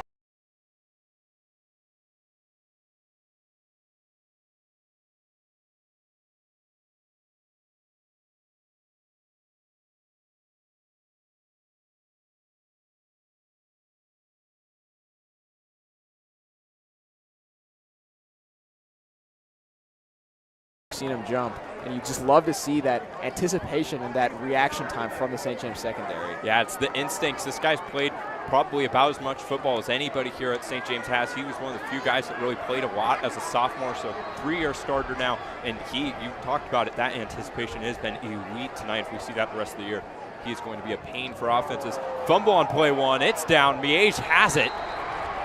And so one play turns into an interception for St. James. The next, a fumble right back to Miege, and we're back where we started. Might as well just put the 12 seconds back on the clock and start again from 12 minutes to go. I guess on the plus side, that turnover doesn't really hurt St. James. You know, you get the possession, you give it right back, basically back to square one, like you said. Yeah, and you obviously wish St. James took better advantage of that. Wasn't a bad snap, hit Bishore in the hands, just a little bit of confusion there. It didn't help they kicked it right into the Miege players for St. James' chances of recovering it. Now back on the defensive side, you got to think Miege quarterback Marco Rodriguez is going to be looking at Hornback a little more, trying to avoid his direction here. It's going to be a handoff. Nice gain of about 4 there. That was the running back, Nick Nabazes, the sophomore, pounding it forward for 5. Ball is cleared by number 22, Nick Nabazes. St. James Thunder just really have to play really a safe version of defense the second half. No big plays. If you're going to let Miege score, it needs to be 5-6 minute drive so they take time off the clock and really just waste their time so they don't have enough possessions left in the game to get back in. Yeah, the safeties need to make sure nobody gets behind them. That's really important, as St. James has this big lead. Like you said, the only way Miege gets back in it is the big play. Nabazes back up the middle. He's still running, and that was a nice little burst. Back-to-back runs. We haven't seen Miege run the ball effectively at all. In fact, they've been pretty bad, but Nabazes back-to-back good carries get him the first down. Yeah, now Miege is going with a little pace here, trying to keep the St. James defense on their heels. Clearly they found something they like, and they want to keep exploiting it. Let's see here. Skihan playing far off Jackson. They're going to go the other way. Caught, it looks like. That was pretty close. Peter Gibson, the tight end senior, with the completion there against Boydston and Drury. Pretty good pressure there from the senior DN, number 90, Max Jaquette, forcing Rodriguez out of the pocket. Looked like a designed role play to begin with, to be honest, with the little out route from the tight end right there. Nice little 5-yard gain. We talked about it on St. James' side, giving the quarterback easy reads. Miege gives Rodriguez one there. Nabazes cut inside, 3-yard gain, 3rd and short will be set up now. The D-line doing a nice job again on the run stop. Man is down for the Thunder in the middle of that play, though. We've been lucky to not see injuries really on either side tonight until now. Looks like that's number 10, Jordan Boone.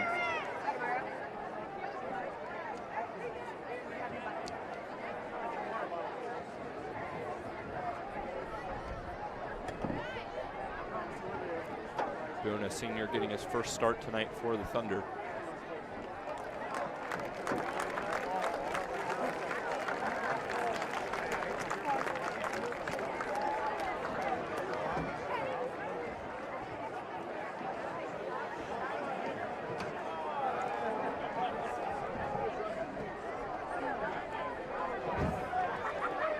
Looks like he's going to stay out here, so looks to be all right. It's going to be 3rd and short now. Boone is going to come out. I believe we might have to exit the game for at least one play if an injury timeout is called for you at the high school level.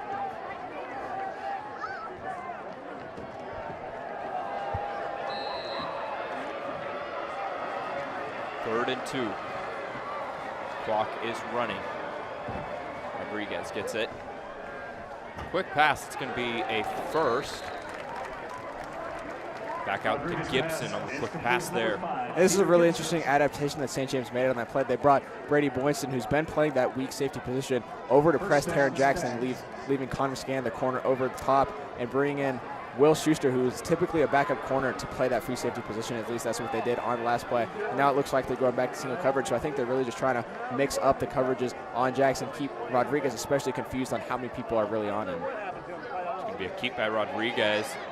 And gets it to Jackson. Athletic play there. Jackson, he is laid out after a few yards. Hornback and Bevitt with the big hit. Still a nice play for Miege. Even getting any positive yards is a big moment for Miege on that one. Yeah, Aiden drawing in hot pursuit of Rodriguez there in the backfield. Almost had him down as he dove for the legs, but really an athletic play by Rodriguez. They're able to get the ball to Jackson. And Jackson gets about 10 yards almost on that play. It kind of makes something out of nothing there. Second down and 4 here, 2.5 minutes into this first half. Again, it started with back-to-back turnover, both teams. Now Miege back with it. Rodriguez, quick to Jackson. Skahan, incomplete. So you saw St. James, they finally made the adjustment on the quick out. Skahan got physical, forced him out of bounds, nice play, and it's going to set up a 3rd and 4. Yeah, I think that's really good for Connor, especially getting some confidence back in himself. But I think if you're Miege, you're seeing now Connor's biting a little harder on that, maybe taking one less step in his back pedal, because he's been late every single time, and now he's on time. Maybe that opens up a little out and up, as you said earlier, Will. So I think Connor, even though they've been going to that a lot, he's really got to stay vigilant over here on the near side to not get beat deep. Now 10 seconds left. 5 on the play clock. They have to hurry. They've only got 2. They might call timeout. They won't. Rodriguez looking. Makes a man miss. He's got room to run. Is he going to take it? He will. And he is hit. He's going to get the first. But Boydston laid the hit on him. And another smart play by Rodriguez, taking what the defense gave him and got the first. Yeah, and you've really seen kind of ever since that middle of the second quarter until now, his ability to extend the play has really ramped up in this game. And a lot of good things have come from it. Quick handoff here. There's a flag thrown. I don't think they were set on the Miege side. They were trying to go fast when St. James wasn't ready, but it might have backfired.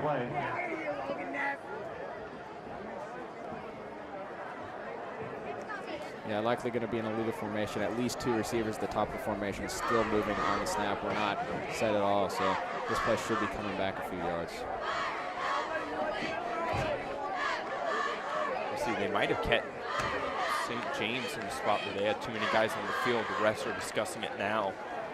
We saw a ref talking with Bishop Miege, head coach there.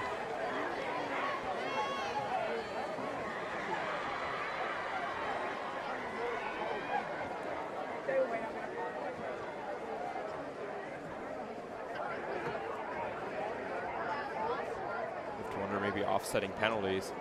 Yeah, it's going to be that legal substitution on the Thunder. Miege going to get 5 yards. They need a 1st and 5.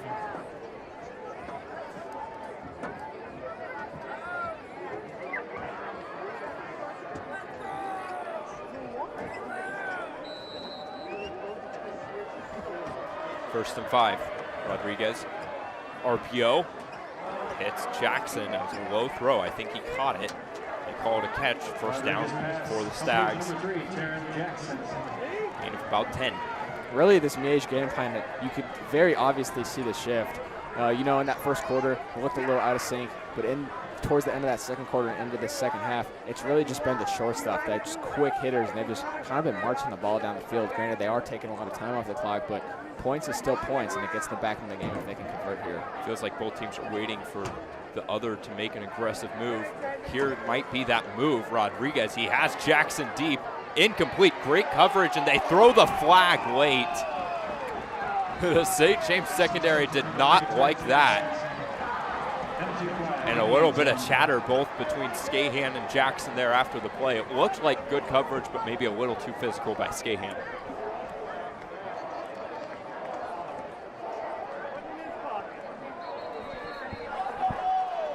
They threw another flag. That might be on St. James again. Oh, Coach Reck is not going to be happy about that if it's on the Thunder for arguing. This is not looking good.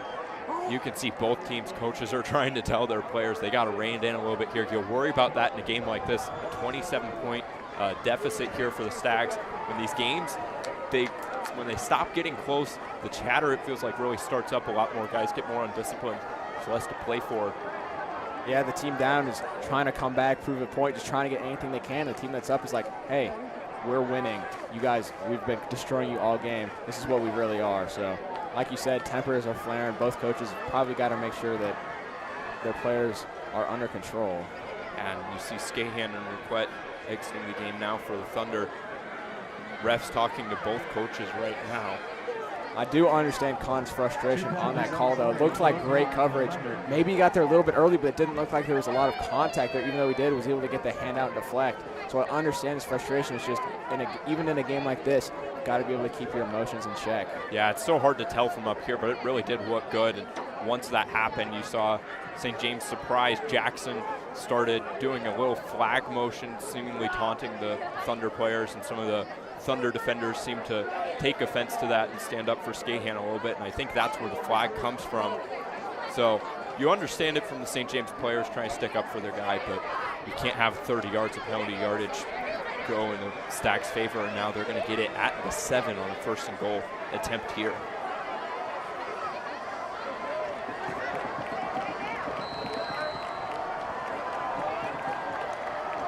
Schuster entered the game now for Skahan in the secondary. Namaza is the running back. Got to think they're looking for Jackson here. And they are, and it's caught, and it's a touchdown. Well, you said it, Jonathan. They were going to Jackson. I think everybody in this building knew they were going to Jackson, and it didn't matter. That's a sign of a great player right there. And unfortunate that that's the result for the Thunder. Yeah, and really, I mean, even though the Stags scored, their offense looked good. Few bad breaks on this drive for the Thunder. Not entirely their fault. Obviously, the flags for the unsportsmanlike conduct are their fault. You got to keep your emotions in check. But without those 30 yards of penalties, who knows what this drive actually ends up as. The St. James defense, while Miege was moving the ball, they were taking a lot of time off the clock. Almost got the block, but it goes through the uprights. 34-14. St. James still up 20. Miege looking a little more revitalized, but they have a long way to go if they want to make this a real competition.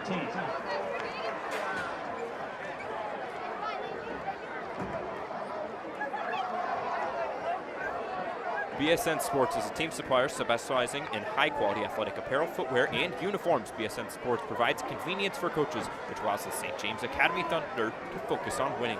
BSN Sports is a proud supporter of the SJA Crimson Club.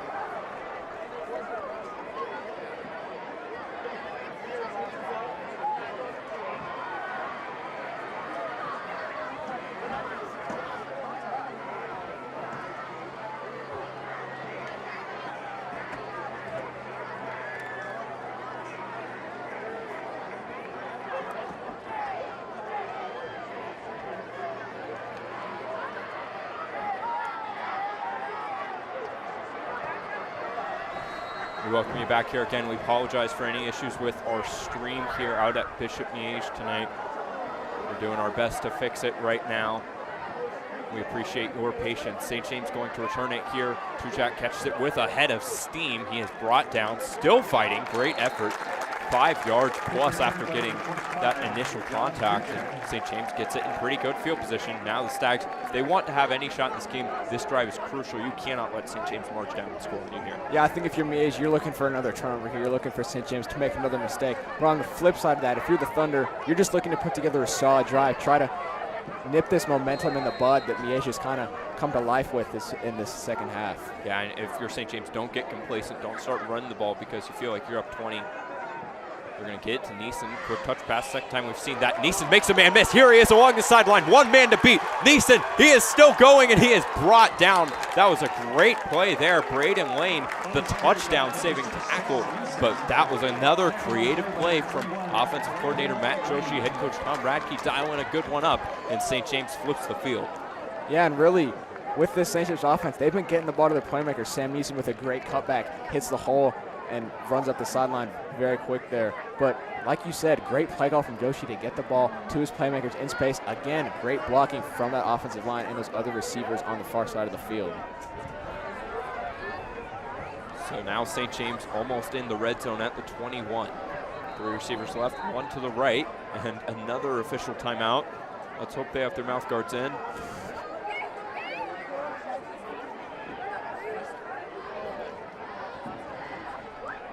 And Tujak just came in for Puhala.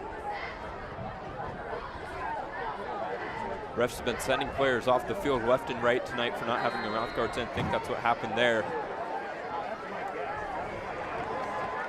So Tujak is back in, the starting running back for the Thunder.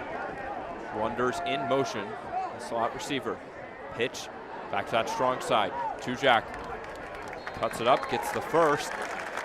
St. James doing a great job. Tujak's not even getting touched on these runs till he's 8-10 yards downfield. Pretty much the opposite of what they had last year on these run plays. I know the blocking has really been supreme this game from the O-line, and I think especially the receivers. That's always an underrated part of blocking. If you've got great blocking receivers, those outside runs are instead of 3-4 yards are suddenly 7 to 10 yards.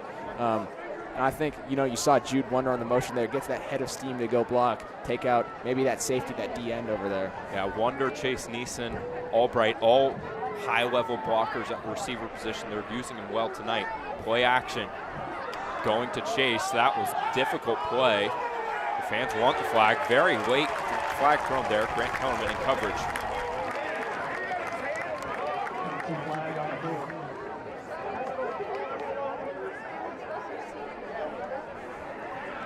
So that's almost for sure a DPI there. Stags are pointing towards the Thunder, though. They haven't moved the offense forward yet. Let's see what the call is. Tricky play design there for the Thunder, and it is going to be that defensive pass interference. Penalties on the Stags. We didn't see many penalties in the first quarter and a half or so of this game, but it feels like the last quarter plus has really been high penalties on both teams. Just getting a little more loose out here. Yeah, I think maybe the refs are also trying to make sure that, like we saw earlier, it doesn't get too chippy, the game doesn't get too carried away. They're trying to keep the game in check a little bit with these flags.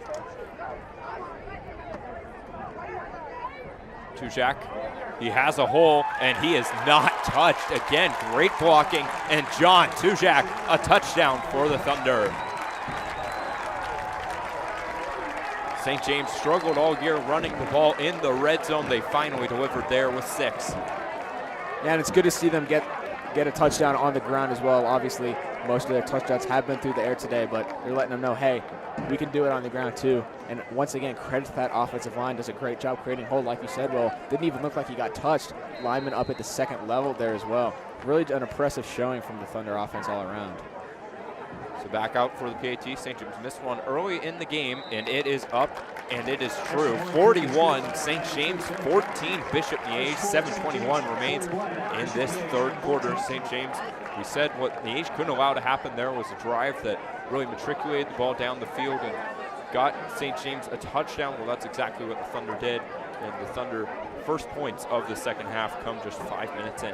Yeah, and I think what's extra important about that is, like now, Miege is on their back foot again. That momentum that they were created from those penalties, from that touchdown scoring drive, it's almost all but gone by the big play from Sam Neeson and then the touchdown run from Tujak. So they do a really good job of neutralizing it and really keeping the game in their favor, staying in control of the game. Absolutely, really important to maintain that stranglehold it feels like they have right now on how this game is going to go. Good to see St. James got the PAT stuff figured out. The first one didn't go very well, but they've looked pretty smooth outside of that ever since. So that's something you don't want to really have to worry about the rest of the season. That's an easy thing to fix if you're a Thunder. Looks like they've done a good job of it since then. Back to return, it's Jackson and Ballard again. Jackson wearing 3, Ballard number 10, both senior receivers here. It's a deep boot. Good kick from Johnson out the back of the end zone. Johnson, we talked about him earlier, he has an absolute cannon for a leg. And he is doing a real nice job of making these kickoffs easy for the Thunder.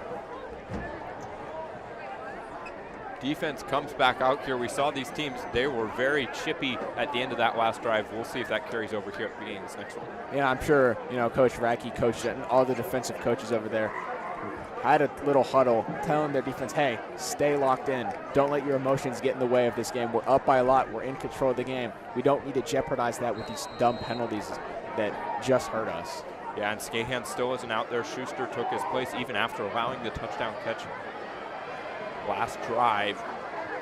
3 to the left, 1 at the top of your screen for the Stags receiving core. It's drop back from Rodriguez. Goes deep against Drury. Incomplete. Intended for Gibson there, and that's the wrong guy to go after if you're Bishop Miege. Yeah, Ben Drury's really played a great game so far. Seen him in coverage on multiple deep balls. Marco Rodriguez has tested him multiple times, and I think he's held his ground pretty much every time. Does a good job getting that inside position, running stride for stride with him, really forcing him out to the sideline, making it a very difficult catch. He's really done all you can ask for a varsity corner. Absolutely, and one thing he gives the St. James team that they lacked a lot last year especially, you give him size, really good sized kid out there at corner. You'll love seeing him moving well down the field as well. Bunch formation, Jackson in motion.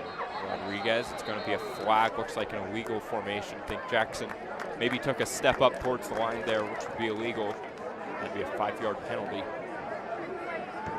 in the favor of St. James, and that will be the call.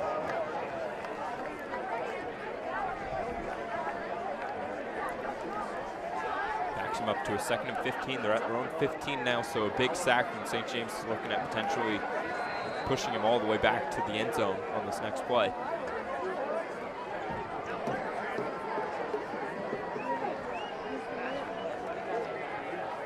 Drops back, quick pass, Jackson on the screen. It was blown up. Will Schuster in on the tackle. They tried to block him with 2. Neither of them could get their hands on him, and Schuster laid out Jackson for the big loss. Yeah, great play by Will Schuster that runs right through the block. And again, Bishop Miege trying to get the ball to their playmaker, Taron Jackson. Will Schuster says, not this time.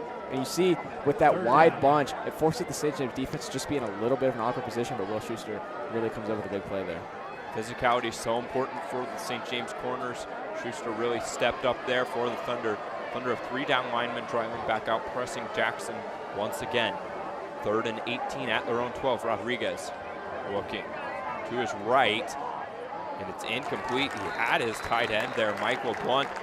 Just a little too much touch on that one. The punt unit comes on. I think St. James is showing caution towards towards Jackson. Brady Boydston, who usually is the weak safety, usually play about 10 to 12 yards off, easily 15 yards off the line of scrimmage on that one. So I think they really are realizing time and score, try not to allow the deep ball. And obviously with a 3rd and 18, they're going to have to go deep if they want the first down.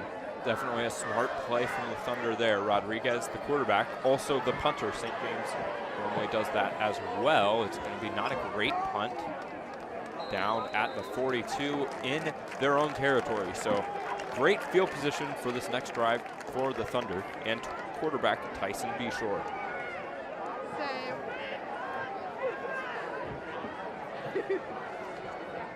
Performance Rehab uses the latest and most effective treatments to meet your specific problem and guarantees your success. Experience the caring environment and the genuine concern they show for getting to know patients and their health goals. Performance Rehab is a proud supporter of the SJ Crimson Club.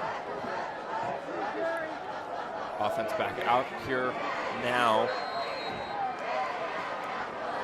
We're 6:11 left in this 3rd quarter, 41-14. Thunder on top. Albright, quick motion to Jack. Bowling forward, you saw his strength there. Brought down finally by Jaden Contreras, linebacker. It's about 5. Yeah, I think one of the reasons the Thunder pass game has been so good is because their run game really has been very solid. I mean, Tujak's got to be averaging 4 to 5 yards a carry. And when that run game is open, it forces the defense to pay more attention to it, bring more guys down in the box, and that opens up those plays, and it opens up the play action, even though St. James really hasn't used it that much. And that's the thing, again, you want to put stuff on tape when you have a lead like this. You're putting some difficult things on tape here. Tujak, he had a head full of steam there, brought down again. That was the same player with the tackle there, Jaden Contreras. And still going to be at the first down marker. We'll see if they give him the first. Looks like they won't. They'll be short of about 2 yards there, maybe a yard. Back to the quick tempo. Same position we saw him in the QB sneak. They do it again. Beshore first and then some, and that's some good power football for the Thunder. It almost looks like a little, not quite the tush push, but you saw those linemen get in there behind, really move the pile. Almost got about 4 yards on that QB sneak, which if you know anything about football, you know that's a very big chunk to get on a QB sneak. Yeah, it's about as good as you realistically can get. I love how St. James has been using it tonight. Shows so much trust, not just in the line, but in B-Shore, the ball carrier. People normally don't talk about how hard it can be for a quarterback on those QB sneaks, having to read the right hole to go through. Does he go to his left or his right? B-Shore doing a nice job there on the sneak. Quick handoff to Tujak. Over pursuing is the defense. First and then some. Looks like it was a gain of about 8 or 9 there for the Tujak. Again, though, that's about 6, 7 yards before Tujak is even contacted, which really just speaks to how great this offensive line has been. Yeah, and this is the sort of game, or moment in the game rather, where an offensive lineman gets really excited. You know you're going to be running the football just hat on a hat right in front of you. Bowl the guy down. Play action, they're going to take the shot here. Oh, he had him. He had him, and B-Shore knows. You see him there. He was clearly frustrated with himself for that one. Just a little overthrown. Neeson could not be more wide open. Love the play call again. Just a little off on the connection between Neeson and B-Shore. And that's really, you know, the first not perfect throw that we've seen out of Tyson. You know, he's hit that route 3-4 times in this game, many of them for touchdowns. He's putting good touch on it, maybe just a little rushed on that one. Maybe the pocket collapsed a little too soon, but you know he'd like to have that one back. Yeah, you know he wants to improve upon it the next time he has a chance. It's going to be a handoff to Puhala rather, up the middle. We'll see where they say forward progress ended. It's going to be close to that marker. It's 3rd and 2. About 3:50 and counting here. They're going to get no gain or no loss. 4th and 2. Tujak just entered the game. Back to the sneak. Miege defense tightening in, and they go the toss. He's got room to run. Tujak, he makes a miss. Still fighting on his feet. Down inside the 5-yard line. Tackle finally made. That's Isaac Elschenbrunner on the tackle. And that's a confident play call, in my opinion, for the Thunder. You know, 4th and short. A lot of teams try to just go up the middle. St. James says, no, we've gone up the middle a few times. Let's try the outside. Really nice blocking over there on the far side by number 8, Jude Warner, the senior wide receiver, to really allow Tujak to get outside that cornerback. And it's so important. We talked about it earlier, those receivers blocking. Most teams, especially at the high school level, they have a tight end. They have a designated guy that's going to be in there to block sometimes or catch sometimes. St. James, they don't do that really, so their receivers get more opportunities. St. James has a fullback in the game now. They give to Tujak. Dodges a couple and gets inside the 3, maybe to the 2-yard line. St. James going on the field. Yeah, and that's what St. James doing. It's a lot of starters, but some fringe guys that could start that they're putting out there. Rodriguez, he has to escape again. That's good for the Thunder. Rodriguez makes Boone miss. Fights. It's going to be just short of a first there. It's going to bring up a 3rd down. 6:56 is on the clock. 44-14. Thunder are ahead of the Stags by 30. It's going to be a 3rd and 3 here on this next play.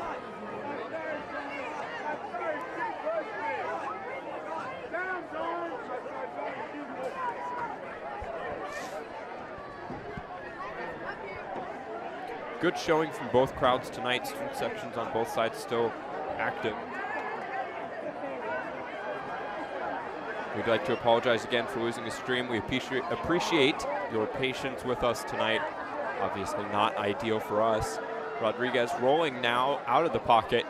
He had plenty of time. It was tipped, and it was tipped again, and nothing ends up happening on that play. Looks like it might have been a sack, then a touchdown, then an interception. But ultimately, nothing happens. It's going to be 4th and 3 for the Stags. And you've got to think, you know, with this pressure that St. James is getting, Marco Rodriguez has been able to get outside the pocket. But if maybe St. James has a game later down the road where they're playing against more of a pocket passer QB, less of an improviser, less of a scrambler, this pressure is really going to get to them, especially if maybe he's not used to these on-the-run throws. So I think St. James can see the pressure they're getting here and really take this and step it up moving forward and just really have a lot of success there over the course of the year. Yeah, it's a lot of the backup D linemen in right now doing their job. Miege is going to call timeout.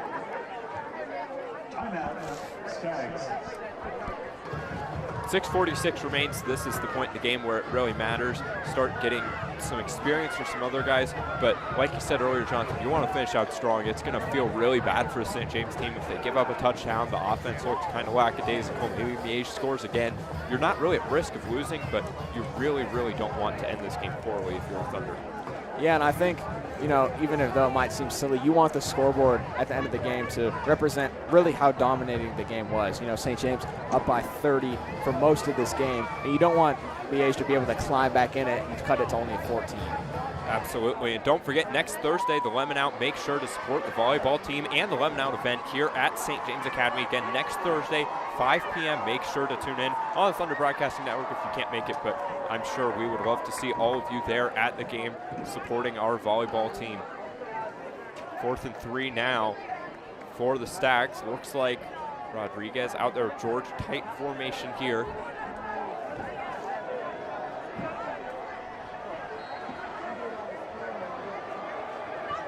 And in motion is Ballard. Ballard caught. End zone, touchdown. Beautiful play design, and the Stags get into the end zone. Yeah, great rollout from Ballard into the left flat. Marco Rodriguez with an easy pass to him, and Ballard makes the rest happen. Those receivers over there on the left side running crossing routes to get those DBs out of the way. Kind of waltzes into the end zone, not a lot of opposition. So 3rd touchdown of the night for the Stags. Luke Whitmore back out for the PAT for Bishop Miege.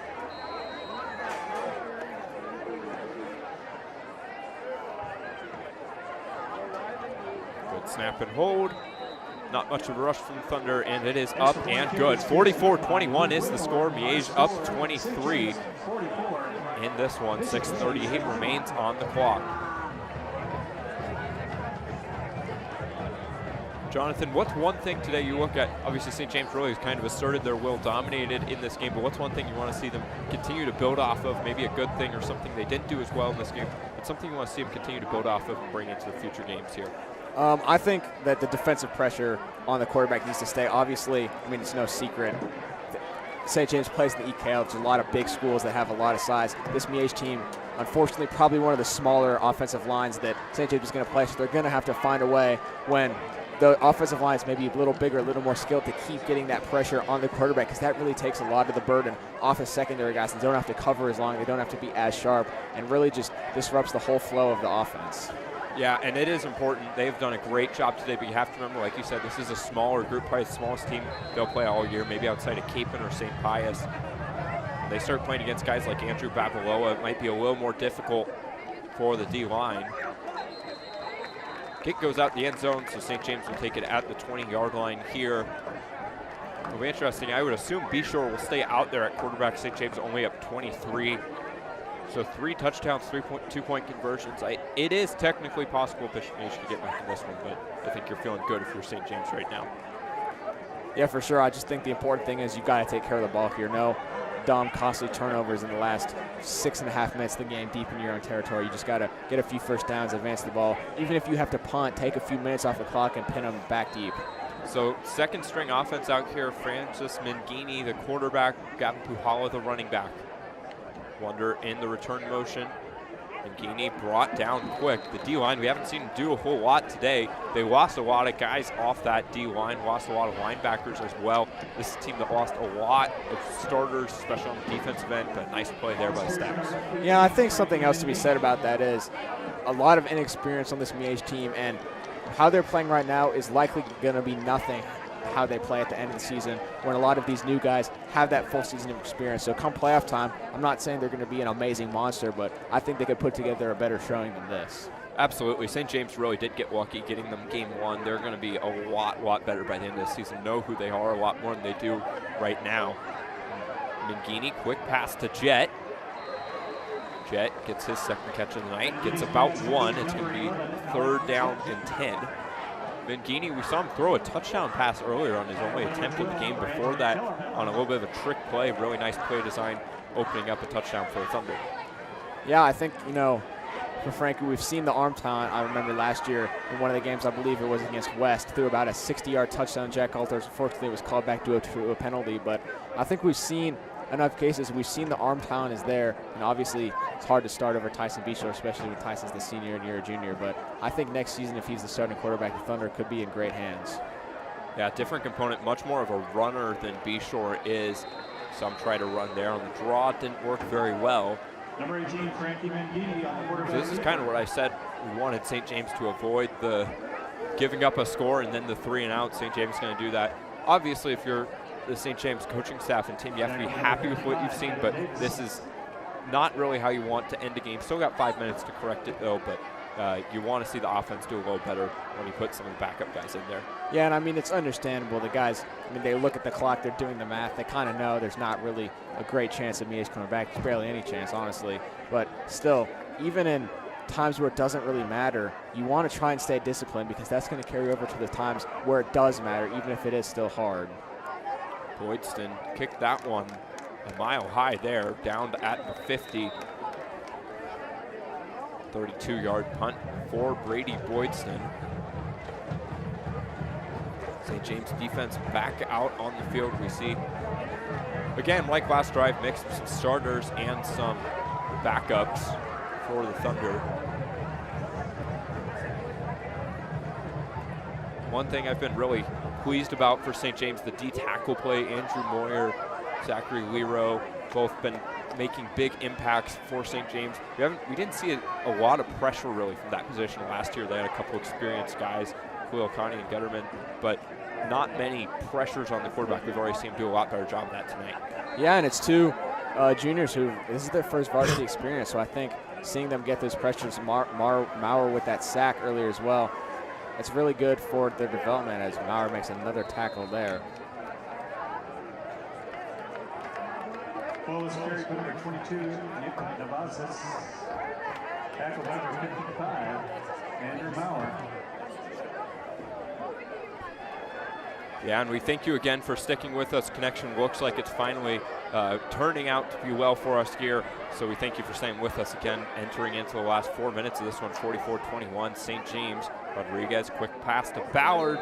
It's pushed out of bounds by Schuster, gain of 7 or so. Maybe a yard short of the first down there.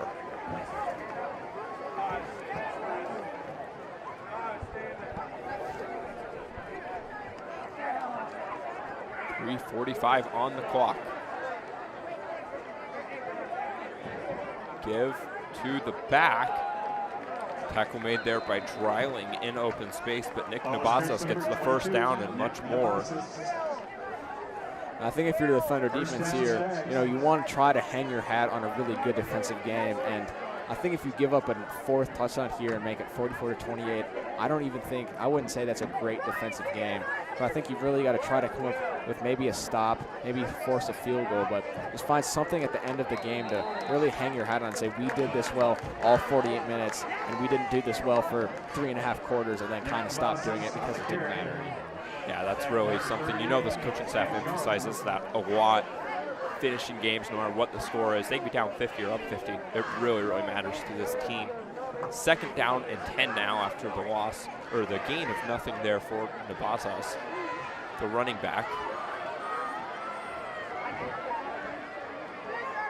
Rodriguez is looking deep. He's got a little bit of time. Blitzed by Pattison. Good pickup.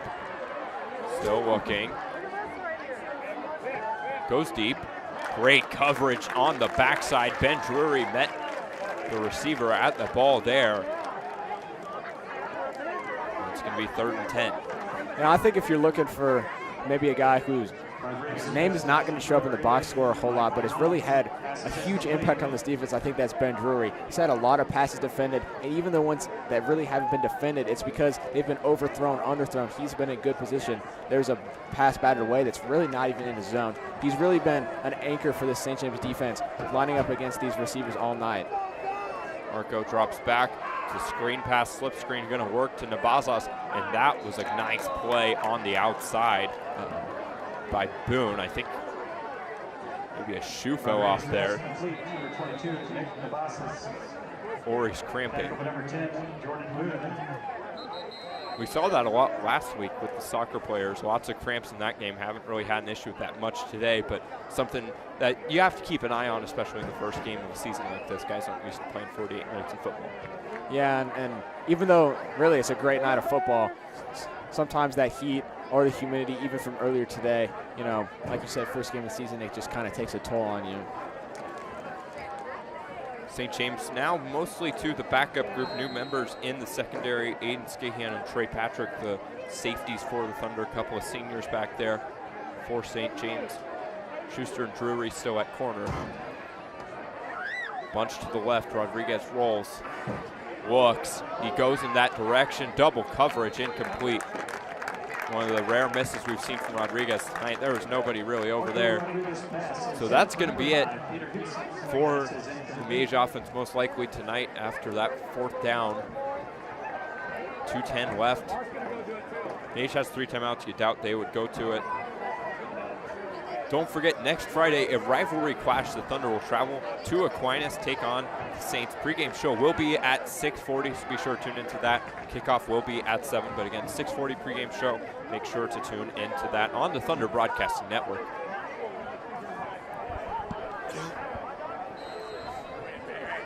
.210 on the clock here, 44-21, St. James in a good spot here. Ball is on the ground. That's not what you want to see. Almost brought back for 6. Logan Puno was in at running back. Bad connection there between him and Mangini. So the Stags get it inside the 20. The one thing that you really couldn't have if you're St. James there, I thought Miege was probably done for the night on offense. Nope, they're going to get it right back one play later. Yeah, and you know, even though this drive is really ultimately is not going to matter to the outcome of the game, it's still really hate to see just how lackadaisical this St. James has become, really on both sides of the ball. Defense has kind of been pushed around. Offense has been sloppy almost the whole 4th quarter. And I just think they just really got it in their heads that, hey, it's impossible to lose this game. But even then, you've got to try and remain sharp. Yeah, and this is good in a way. This is going to give the coaching staff a way to kind of remind these players, hey, you guys aren't invincible. Not everything went right. Gives them some stuff that they can look at as some constructive criticism. George against Pattison, brought down finally by Pattison there, tugging him on the back of the jersey and bringing him down. Yeah, it's a great blitz from linebacker Will Pattison. You know, he's one of those guys who we were talking about, one of those second stringers that is getting these valuable experience minutes out on the field with Hank Schreiner out. He's kind of been rotating in for either Bevitt or Schreiner. And he's, again, a very good player and one that could have to step up if there is, unfortunately, an injury to any of the starters. Absolutely, one of the most important special teams guy on this team as well. You see him make a lot of plays in that facet of the game. Rodriguez, now he has a man, it's open, and a touchdown. Michael Blunt, the sophomore tight end, completing the catch there. And Miege is going to make this one a little more interesting. It is probably over, but it's going to be 27-44. They're going to make this PAT most likely. That makes it a 2-score game, so it's almost for sure over, but you never know at this point. If you're a Bishop Miege fan, have to be happy that you're even in a position where you have to even think about maybe having to put the starters back in if you're St. James. Yeah, for sure, and I think especially from the point of view of the Bishop Miege coaching staff, you know, I think in the first quarter, it was a lot of, you know, like we said, a lot of inexperienced guys maybe getting their jitters out. They just didn't really look in sync. But in this second half, I think they've really found their rhythm. They've been able to advance the ball on offense, and their defense even has looked like they're playing a little more together. They're gang tackling a little better. And I think they've just settled in. And like we were talking about before, this is going to be a completely different team by the end of the year. I think they've really just found sort of their identity throughout the course of this game, especially the second half. Yeah, I couldn't agree more. This is really not what you want to see for St. James. Another positive, I think, if you're Miege, negative if you're St. James. After the first quarter, this has been a positive point differential for Miege. St. James really just got out to a great start. The game script went exactly right those first 15 plays or so. After that, St. James, the offense has been good but not great, and the defense certainly hasn't done their job in the second half. So 44-28 is the score. St. James ready for the onside kick here if Miege elects to go that way. They do have 2 timeouts left. St. James has 3. And it's caught. Sam Neeson, sure hands over there for the Thunder, brings that one in. Minute 16 remains, 2 timeouts. And the offense will come back out now for the Thunder. You got to expect starters are back out there. Likely probably just going to kneel it once or twice, just run the ball, try to run the rest of this clock out. I doubt Miege will use their 2 timeouts left, being down those 2 scores with just over a minute left. So as long as there's no catastrophes, St. James should be able to walk out of here with a win. This is where St. James is going to try and kneel it. Snap really matters here. Jackson Cantu, the center for St. James. He's done a pretty good job tonight. He had a little bit of experience, but not a ton. He's done a real nice job snapping the ball, though. Right to be sure. You'll love to see that if you're a Thunder fan. That's something we had a little bit of issues with last year. Be sure gets that first kneel off. Miege will not call timeout. So this is going to be minute 5 left of just waiting until St. James can finally claim their first victory of the year. This St. James team a year ago at this time was coming off a 21-30 loss heading into week 2. And next week, St. James has Aquinas. That's going to be a really, really important game for the Thunder to watch. They lost 21-6 last year to Aquinas. The offense looked about as bad as it looked all year last year against Aquinas. Nothing really going, but with how they played tonight, I think St. James has a real good shot of knocking off the rivals. Yeah, I agree. I think if they're able to move the ball on offense like they did, and like I said, if they keep controlling that line of scrimmage, I think it's going to be, I think they can hang with anybody in the EKL if they're able to really execute to the top of their game. I think they've got a lot of talent, probably more than they've had the past few years. And I think they really have a chance. This is the first time, really in a long time, that they've won their first game of the season and starting out 1-0 instead of 0-1. And I think that's a really good sign of things to come this season and the potential that this team can have. Absolutely. Again, this St. James team reclassifying to 5A, so they're going to face some tougher opponents as they get to the playoffs, but getting these wins, getting more wins in the regular season, getting yourself a better spot in the playoffs so that then ultimately you can play maybe easier teams in the playoffs. That is more important than ever for the St. James team. You love seeing them get off to a start that is as hot as this. 44-28, St. James gets the victory. Score not reflective of how much of a dominant effort this was for the Thunder. Again, we'd like to remind you, please make sure you head out to the Lemon Out this Thursday. Remember, next week St. James plays against St. Thomas Aquinas on Friday. Pre-game starts at 6:40 for that. We'd like to thank everyone for tuning into our broadcast, putting up with all of our tech difficulties here tonight. And thank you for all of the work from our camera operators, tech directors, and our producer. For Jonathan May, I am Will Nichols. So long from Bishop Miege. We will see you next time on the Thunder Broadcasting Network.